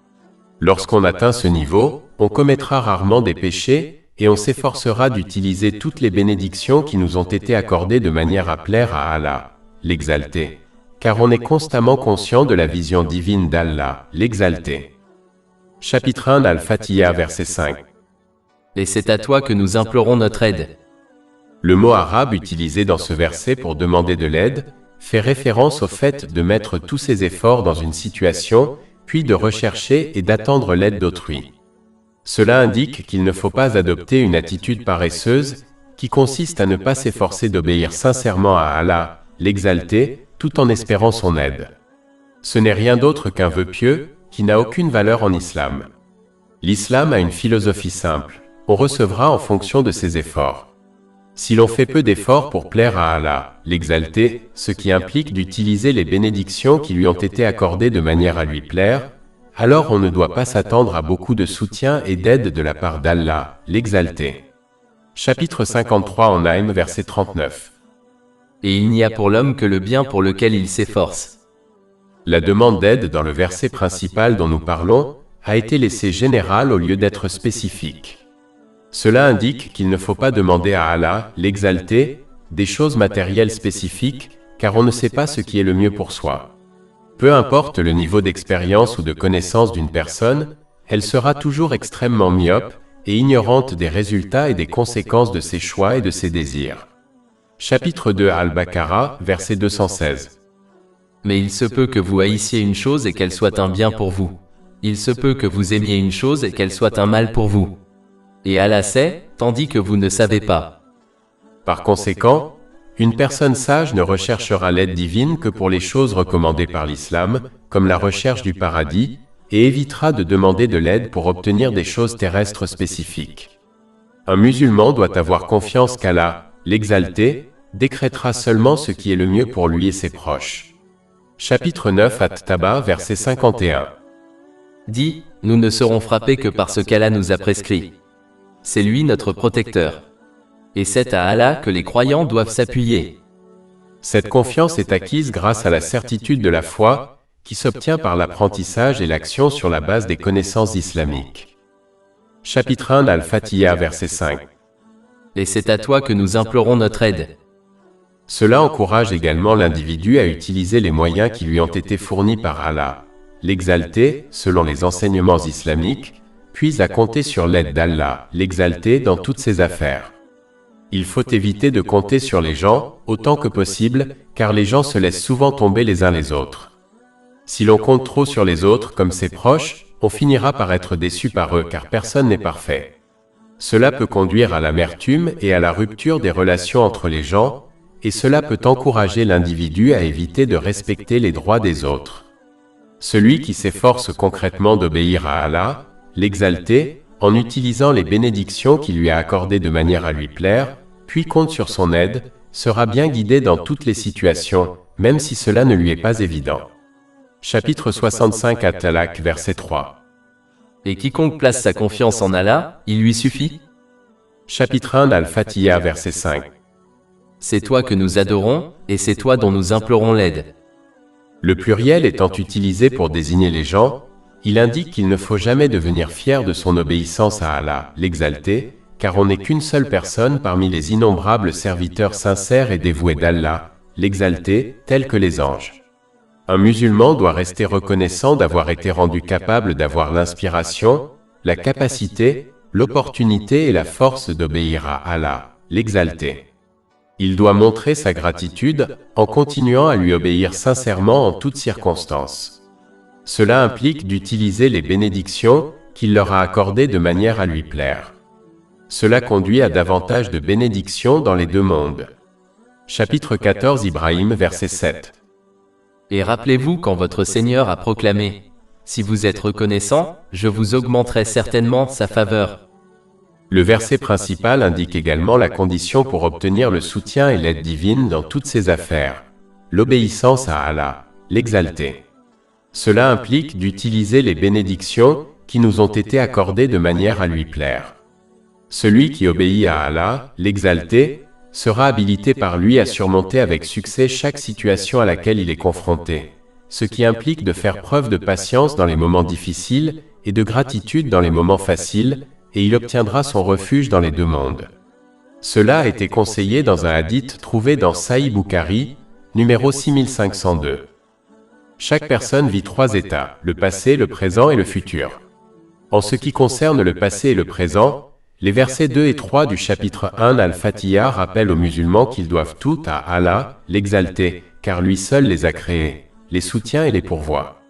Lui seul peut pardonner les péchés passés d'une personne, et la guider dans le présent et l'avenir, vers ce qui lui est bénéfique dans les deux mondes. Chapitre 1 Al-Fatiha, versets 2 et 3. Louange à Allah, le plus miséricordieux, le plus miséricordieux. Le verset 4 du chapitre 1 Al-Fatiha indique que comme personne ne peut aider une personne le jour du jugement à part Allah, l'exalté, elle dépend entièrement de lui en ce jour inévitable. Chapitre 1 Al-Fatiha, verset 4. Souverain du jour de la rétribution. Ces versets montrent clairement que chaque personne dépend entièrement d'Allah, le Très-Haut, dans tous ses états. Le verset principal dont nous traitons le sujet complète cela en déclarant que seul Allah, le Très-Haut, est digne d'être obéi et adoré, et que l'on ne peut obtenir de l'aide dans chaque situation que de lui seul. Chapitre 1 Al-Fatiha, verset 5. C'est toi que nous adorons, et c'est toi dont nous implorons l'aide. Par conséquent, si un musulman désire obtenir l'aide et les bénédictions divines dans chaque état qu'il traverse, passé, présent et futur, il doit obéir sincèrement à Allah, l'Exalté, en utilisant les bénédictions qu'il lui a accordées d'une manière qui lui plaît, comme indiqué dans le Saint-Coran et les traditions du Saint-Prophète Muhammad, paix et bénédiction d'Allah sur lui. Chapitre 1 Al-Fatiha, verset 5.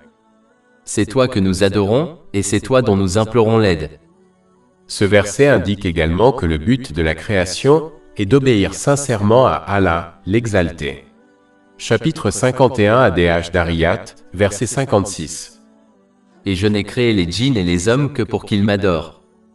Il faut garder cela à l'esprit lorsqu'on cherche l'aide d'Allah, l'Exalté, pour obtenir les biens de ce monde qu'on désire. Autrement dit, on doit faire des efforts dans ce monde pour obtenir des biens matériels, comme sa subsistance, dans le but d'obéir sincèrement à Allah, l'Exalté, car c'est là son objectif. Cela se réalise lorsqu'on accomplit sincèrement les commandements d'Allah, l'Exalté, qu'on s'abstient de ses interdictions et qu'on affronte le destin avec patience, conformément aux hadiths du Saint-Prophète Muhammad, que la paix et les bénédictions soient sur lui. Chapitre 1 Al-Fatiha, verset 5. C'est toi que nous adorons, et c'est toi dont nous implorons l'aide. Le plus grand objectif que l'homme s'efforce d'atteindre dans ce monde, et qui nécessite l'aide d'Allah, l'Exalté, est sans doute la paix de l'esprit et du corps. Les gens peuvent rechercher cela dans divers domaines, comme la richesse, la célébrité ou la famille, mais le but ultime dans chaque cas est d'obtenir la paix de l'esprit et du corps. Le verset principal indique clairement que l'on n'atteindra pas ce but ultime, ni aucun autre, si l'on n'obéit pas sincèrement à Allah, l'Exalté. Cela implique d'utiliser les bénédictions qu'il nous a accordées de manière à lui plaire. Chapitre 21, verset 124. Et quiconque se détourne de mon rappel, certes, aura une vie pénible. Et au jour de la résurrection, nous le rassemblerons aveugle. Il ne faut pas croire que l'obéissance sincère à Allah, le Très-Haut, l'empêchera d'avoir la paix de l'esprit, car cette paix ne réside pas dans la satisfaction de tous ses désirs. La religion vise à éliminer le fardeau du stress, de l'anxiété et d'autres troubles mentaux qui sont les conséquences de l'effort pour satisfaire tous ses désirs dans ce monde. La religion vise à imposer un code de conduite sain, tout comme un médecin impose à son patient un régime alimentaire sain. Il n'est pas nécessaire d'être un génie pour comprendre que si ce patient ignore les conseils de son médecin et se livre plutôt à tous ses désirs, il finira par avoir une mauvaise santé mentale et physique, comme le diabète, l'hypertension artérielle, l'insuffisance cardiaque, la dépression, etc. Alors que celui qui suit le plan de son médecin, même si cela l'empêche de satisfaire tous ses désirs, obtiendra un esprit et un corps sains. De même, celui qui suit le code de conduite de l'islam atteindra la paix de l'esprit et du corps dans les deux mondes. Chapitre 16 en Al, verset 97.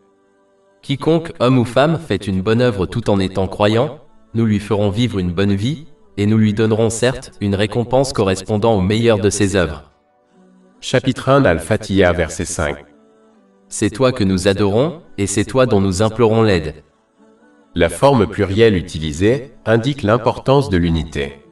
Cela signifie que les musulmans doivent être unis autour d'un code de conduite unique, qui décrit comment adorer et obéir à Allah, l'Exalté, et comment rechercher son aide dans toutes leurs affaires. Le chef de ce groupe unifié est l'élu parmi la création, le saint prophète Muhammad, paix et bénédiction d'Allah sur lui. Chapitre 3 Ali Imran, verset 31. Dis au prophète Muhammad, paix et bénédiction sur lui. Si vous aimez Allah, suivez-moi, alors Allah vous aimera et vous pardonnera vos péchés. Et chapitre 33 Al-Azab, verset 21. Il y a certes pour vous dans le messager d'Allah, un excellent modèle pour quiconque espère en Allah, et au jour dernier, et invoque Allah fréquemment. Et chapitre 59 Al-Asher, verset 7. Et tout ce que le messager vous a donné, prenez-le. Et ce qu'il vous a interdit, abstenez-vous-en. Il ne faut donc jamais essayer de tracer sa propre voie dans les affaires mondaines ou religieuses, mais plutôt s'en tenir strictement au Saint-Coran et aux traditions du saint prophète Muhammad. Sur lui, la paix et le salut. En fait, le saint prophète Muhammad, sur lui la paix et le salut, a averti dans un hadith trouvé dans Sunan Abu Daoud, numéro 4606, que toute question qui ne s'appuie pas sur ces deux sources de guidance sera rejetée par Allah, l'Exalté. Chapitre 3 Ali Imran, verset 85. Et quiconque désire une autre religion que l'islam, elle ne lui sera jamais agréée, et il sera dans l'au-delà parmi les perdants. Le verset principal indique également que l'aide doit être demandée à Allah, l'exalté, seul, par son obéissance sincère, ce qui implique d'utiliser les bienfaits qui nous ont été accordés de manière à lui plaire.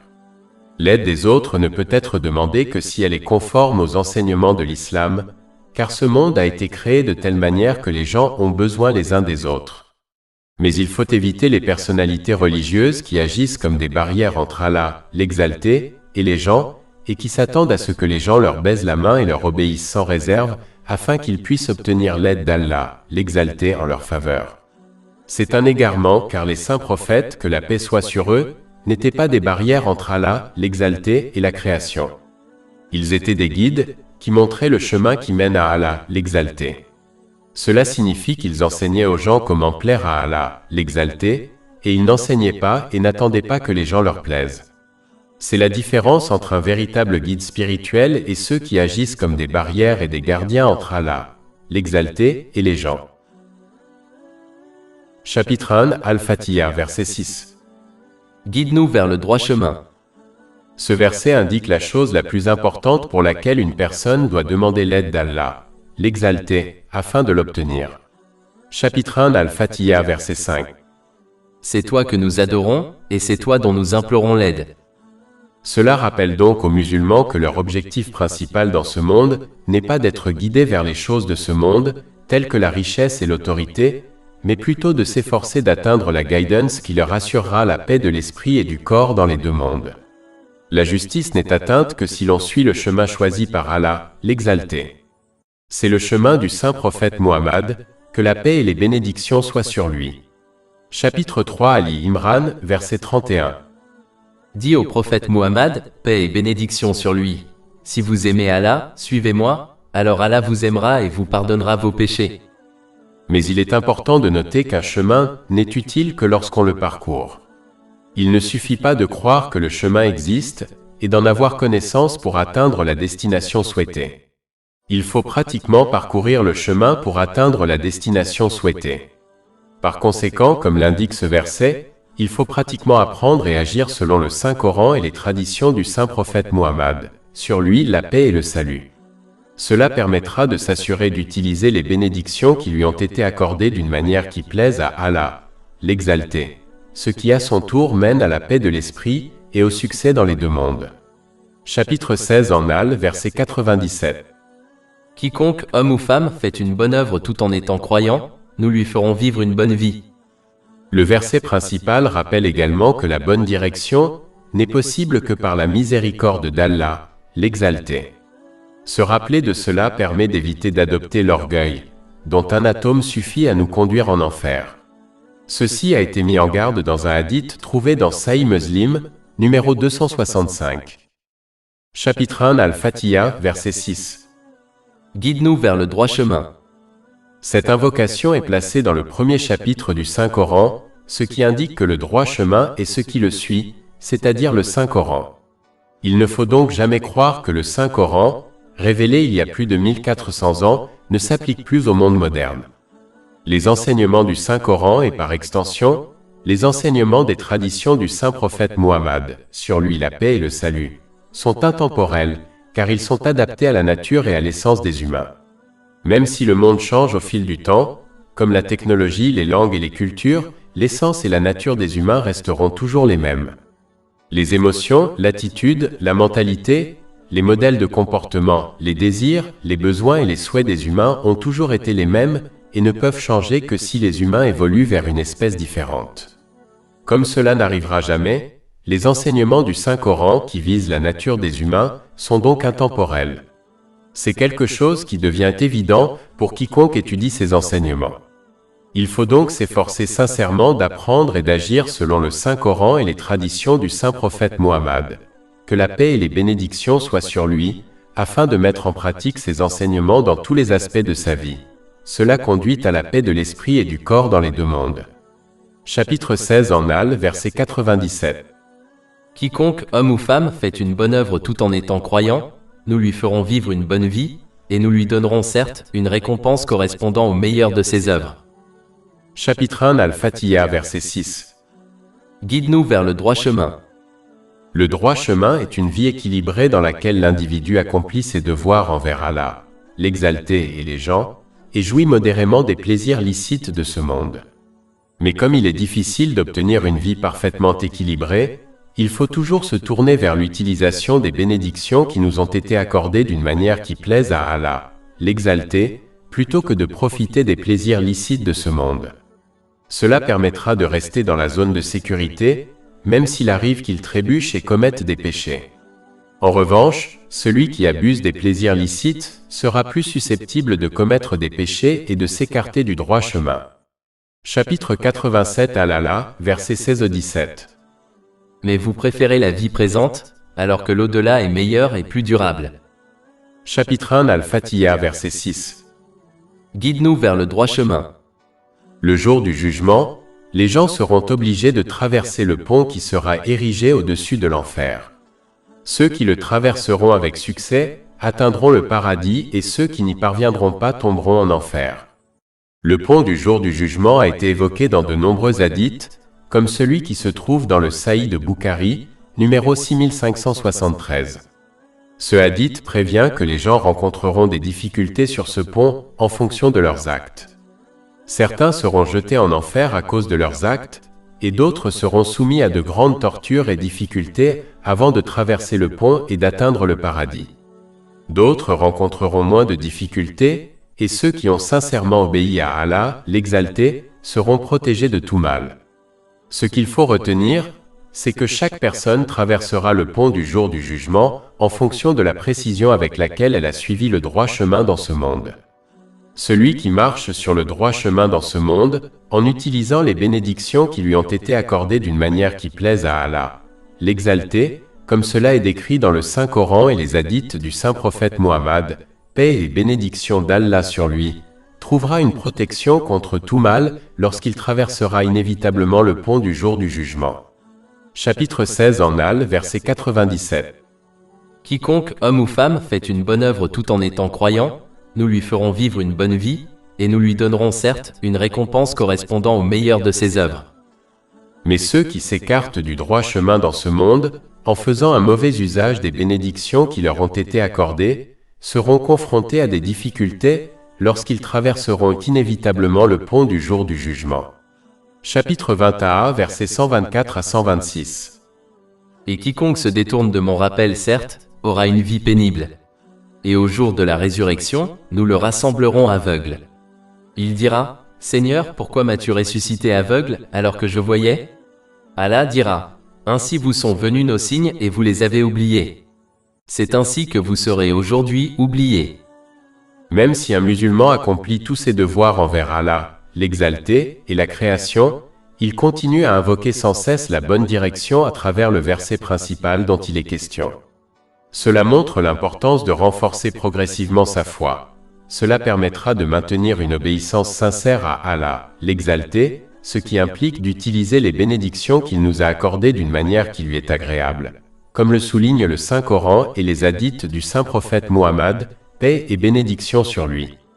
Renforcer sa foi implique d'apprendre et d'agir selon le Saint-Coran et les hadiths du Saint-Prophète Mohammed, paix et bénédiction sur lui. Chapitre 1 Al-Fatiha, verset 6. Guide-nous vers le droit chemin.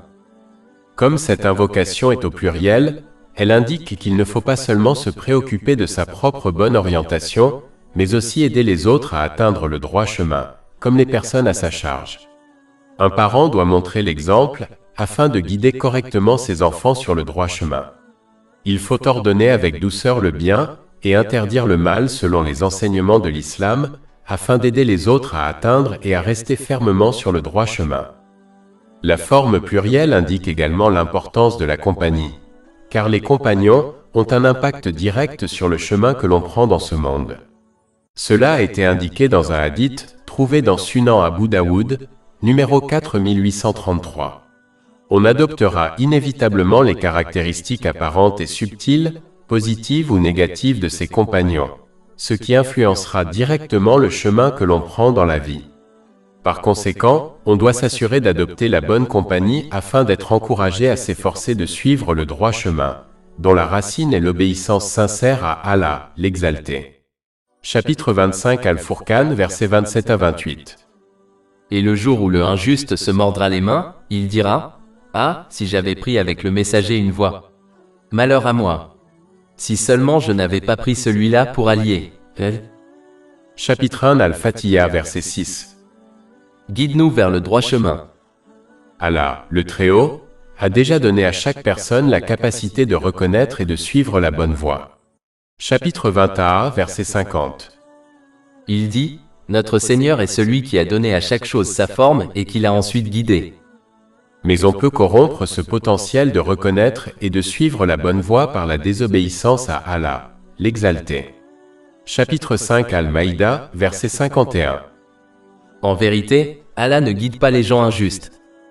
Il faut donc non seulement demander la bonne direction, mais aussi la soutenir par des actes. Il faut s'efforcer sincèrement d'acquérir et d'appliquer la science islamique, afin d'éviter la désobéissance à Allah, l'exalté, dont l'une des branches consiste à faire du tort aux gens. Si l'on ne soutient pas concrètement leur invocation, alors leurs paroles n'auront aucun poids ni aucune signification réelle. Chapitre 35 Fatir, verset 10. C'est vers lui que s'élèvent les bonnes paroles et les bonnes œuvres. Mais ceux qui méditent de mauvaises actions auront un dur châtiment, et les machinations de ceux-là périront. Le saint prophète Muhammad, sur lui la paix et le salut, a fortement insisté sur la récitation du chapitre 1 Al-Fatiha à chaque cycle de prière. Cela a été confirmé dans un hadith trouvé dans Sunan en Nasaï, numéro 910. Cela indique qu'une personne doit se rappeler régulièrement de son but ultime, trouver et parcourir le droit chemin qui mène à la paix de l'esprit et du corps dans les deux mondes. Ce rappel régulier est vital, car les gens deviennent souvent insouciants et préoccupés par les choses de ce monde. C'est l'une des raisons pour lesquelles les 5 prières obligatoires quotidiennes sont réparties sur la journée. Par conséquent, il faut constamment se rappeler verbalement et pratiquement à soi-même et aux autres de son but ultime, en prenant un peu de temps dans sa journée chargée pour apprendre et mettre en pratique les connaissances islamiques afin d'accomplir son but. Cet objectif n'est atteint que si l'on obéit sincèrement à Allah, l'exalté, dans chaque situation, ce qui implique d'utiliser les bénédictions qu'il nous a accordées d'une manière qui lui plaît, comme indiqué dans le Saint-Coran et les traditions du saint prophète Muhammad. Sur lui la paix et le salut.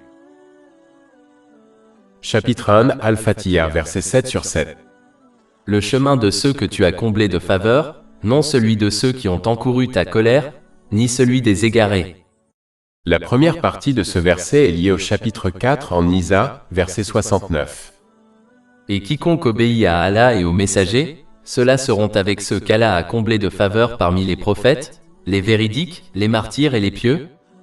Cela montre clairement que l'on ne peut être guidé que par une obéissance sincère à Allah, l'exalté, et à son saint prophète Muhammad, paix et bénédiction sur lui. Cela implique d'utiliser les bénédictions qui nous ont été accordées d'une manière qui plaise à Allah, l'exalté, comme cela est décrit dans le Saint-Coran et les hadiths du saint prophète Muhammad, paix et bénédiction sur lui. De plus, pour reconnaître le droit chemin suivi par les saints prophètes, que la paix et la bénédiction d'Allah soient sur eux, il faut étudier leur vie et agir selon leurs enseignements. C'est pourquoi les saints prophètes, que la paix et la bénédiction d'Allah soient sur eux, sont largement évoqués dans le Saint-Coran et dans les hadiths du saint prophète Muhammad. Que la paix et les bénédictions d'Allah soient sur lui. Il est important de noter qu'il ne faut pas étudier leur vie pour le plaisir de se divertir, par exemple pour apprendre des histoires fascinantes et miraculeuses à leur sujet. Il faut apprendre leur vie afin de chercher des conseils auprès d'eux, afin qu'ils puissent suivre le même chemin droit qu'ils ont suivi. Chapitre 6 Al-An'am, versets 89 à 90. Ceux-là sont ceux à qui nous avons donné le livre, la puissance et la prophétie. Ceux-là sont ceux qu'Allah a guidés. Prenez donc exemple sur eux. Chapitre 1 d'Al-Fatiha, verset 7. Le chemin de ceux que tu as comblés de faveur. Comme l'inspiration, la force, la connaissance et l'opportunité d'obtenir la bonne direction viennent toutes d'Allah, l'exalté, il ne faut jamais adopter l'orgueil. L'orgueil ne fait qu'encourager l'individu à mépriser les autres et à rejeter la vérité lorsqu'elle lui est présentée. Cela a été mis en garde dans un hadith trouvé dans Sahih Muslim, numéro 265. L'orgueil ne fera que détourner l'individu du droit chemin et le conduire en enfer, il doit donc être évité. Le verset principal indique également que la véritable faveur d'Allah, l'exalté, est la guidance vers le droit chemin. Cela ne s'obtient que par son obéissance, qui implique l'utilisation des bénédictions qui nous ont été accordées d'une manière qui lui est agréable. Une personne ne doit pas se laisser tromper en croyant que les choses de ce monde, comme la richesse et la famille, sont une bénédiction si elle ne les utilise pas correctement. Chapitre 23 Al-Moumina, versets 55 et 56. Pense-t-il que ce que nous leur accordons en biens et en enfants, est-ce parce que nous leur accordons rapidement de bonnes choses? Mais ils ne s'en rendent pas compte. Celui qui fait un mauvais usage des bénédictions qui lui ont été accordées, verra celle-ci devenir pour lui une source de stress et de misère dans les deux mondes. Chapitre 21, verset 124. Et quiconque se détourne de mon rappel, certes, aura une vie pénible. Et au jour de la résurrection, nous le rassemblerons aveugle. Il est important de comprendre la différence entre les bonnes et les mauvaises choses du monde, afin de s'assurer d'utiliser correctement les bénédictions qui lui ont été accordées afin de trouver la paix de l'esprit et du corps dans les deux mondes. Chapitre 16 en Al, verset 97.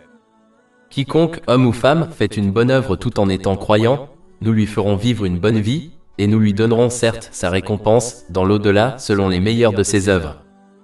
Chapitre 1 d'Al-Fatiha, verset 7. Le chemin de ceux que tu as comblés de faveur, non de ceux qui ont encouru ta colère. Ceux qui ont mérité la colère divine sont ceux qui ont abusé de la connaissance divine qui leur avait été accordée afin d'obtenir des choses de ce monde, comme la richesse et l'autorité. Ils ont adopté des intentions corrompues et en conséquence, ils n'ont pas obtenu de récompense d'Allah, l'exalté, pour les bonnes actions qu'ils ont accomplies.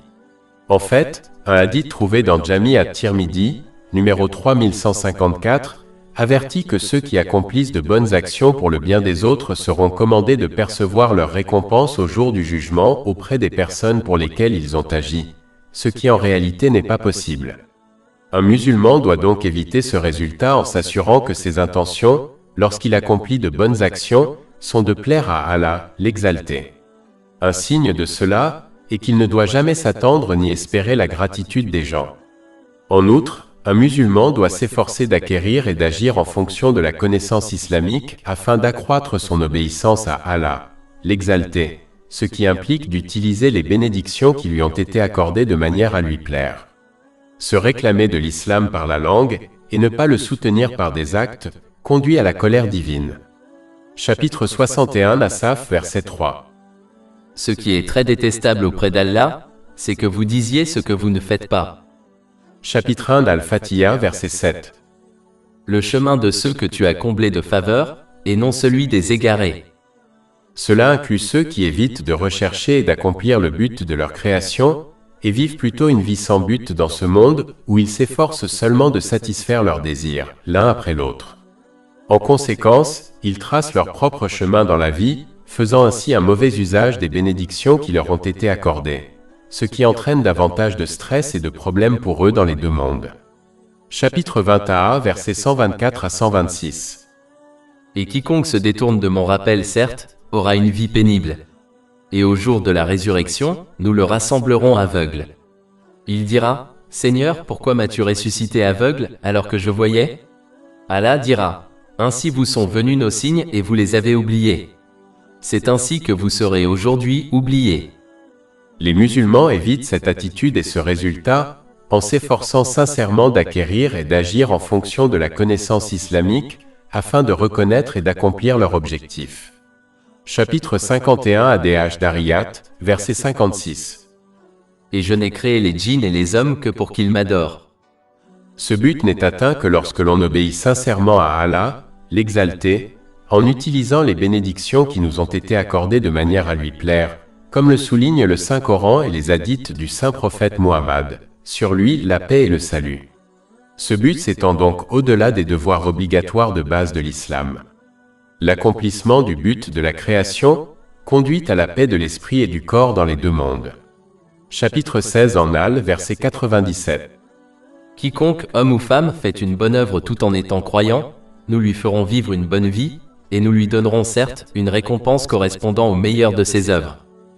Chapitre 1 d'Al-Fatiha, verset 7. Le chemin de ceux que tu as comblés de faveur, non celui de ceux qui ont encouru ta colère, ni celui des égarés. Le chemin de vie d'une personne est déterminé par les personnes qu'elle fréquente. Chaque personne est influencée positivement ou négativement, de manière apparente ou subtile, par ses compagnons. Cela a été mis en garde dans un hadith trouvé dans Sahih Bukhari, numéro 5534. Par conséquent, il faut s'assurer de choisir des compagnons qui l'encouragent à utiliser les bénédictions qui lui ont été accordées d'une manière qui plaise à Allah, l'exalté, comme cela est indiqué dans le Saint-Coran et les traditions du saint prophète Muhammad, paix et bénédiction d'Allah sur lui. Une vérité amère que tout le monde doit accepter est que le fait que quelqu'un n'ait pas adopté un caractère mauvais ne signifie pas qu'il est apte à avoir de la compagnie. De plus, un hadith trouvé dans Sunan Abu Daoud, numéro 4031, avertit que celui qui imite un groupe de personnes est compté comme l'un d'eux. Par conséquent, il doit soutenir concrètement sa déclaration verbale d'aimer ceux à qui Allah, l'exalté, a accordé sa faveur, tels que les saints prophètes, que la paix soit sur eux, et les compagnons, qu'Allah les agrée, en les suivant. S'il imite les deux autres groupes mentionnés dans le verset principal en question, alors il sera compté comme l'un d'eux, quelles que soient ses déclarations verbales. Le verset principal suscite à la fois la peur et l'espoir chez le musulman. L'espoir réside dans le fait que si l'on obéit sincèrement à Allah, l'exalté, en utilisant les bénédictions qui nous ont été accordées d'une manière qui lui plaît, comme le souligne le Saint-Coran et les hadiths du saint prophète Muhammad, paix et bénédiction d'Allah sur lui, on sera protégé de l'égarement et on obtiendra des faveurs dans les deux mondes. Alors que la peur réside dans le fait que si l'on n'obéit pas sincèrement à Allah, l'exalté, on rencontrera la colère divine et on ne sera pas protégé de l'égarement. L'équilibre entre la peur et l'espoir est important, car l'espoir encourage l'individu à obéir sincèrement à Allah, l'exalté, tandis que la peur encourage l'individu à s'abstenir des péchés. Chapitre 1 d'Al-Fatiha, verset 7. Le chemin de ceux que tu as comblés de faveur, non celui de ceux qui ont encouru ta colère, ni celui des égarés. L'une des principales différences entre ces deux groupes, les bien guidés et les égarés, réside dans la manière dont chacun d'eux utilise les bienfaits qui lui ont été accordés. Les bien guidés ont utilisé les bienfaits qui leur ont été accordés d'une manière qui agrée à Allah, l'exalté, et en conséquence, ils ont obtenu la paix de l'esprit et du corps dans les deux mondes, même s'ils ont rencontré des difficultés. Chapitre 16 en Al, verset 97. Quiconque, homme ou femme, fait une bonne œuvre tout en étant croyant, nous lui ferons vivre une bonne vie, et nous lui donnerons certes une récompense correspondant au meilleur de ses œuvres. Tandis que le groupe égaré a fait un mauvais usage des bénédictions qui lui ont été accordées, et par conséquent, n'a jamais obtenu la paix de l'esprit et du corps, ni dans ce monde, ni dans le suivant, indépendamment de la quantité de choses matérielles qu'il a réussi à obtenir. Chapitre 21, versets 124 à 126. Et quiconque se détourne de mon rappel, certes, aura une vie pénible. Et au jour de la résurrection, nous le rassemblerons aveugle. Il dira, Seigneur, pourquoi m'as-tu ressuscité aveugle, alors que je voyais? Allah dira, ainsi vous sont venus nos signes et vous les avez oubliés. C'est ainsi que vous serez aujourd'hui oubliés. Comprendre cette différence est l'un des principaux enseignements du chapitre 1 Al-Fatiha, qui résume à son tour le Saint-Coran. Ainsi, celui qui comprend et met en pratique cette leçon, agit en accord avec le Saint-Coran. Enfin, il faut terminer la récitation du chapitre 1 Al-Fatiha par le mot « Amin ». Ce mot est une demande à Allah, l'exalté, d'accepter les invocations mentionnées dans ce chapitre. Lorsque le dernier mot d'Amin correspond au dernier mot des anges pendant la prière, leurs péchés mineurs seront pardonnés. Cela a été conseillé dans un hadith trouvé dans Sahih Bukhari, numéro 782. Plus de 400 livres électroniques, livres audio, infographies, podcasts et blogs gratuits disponibles sur notre site web www.chekpod.com.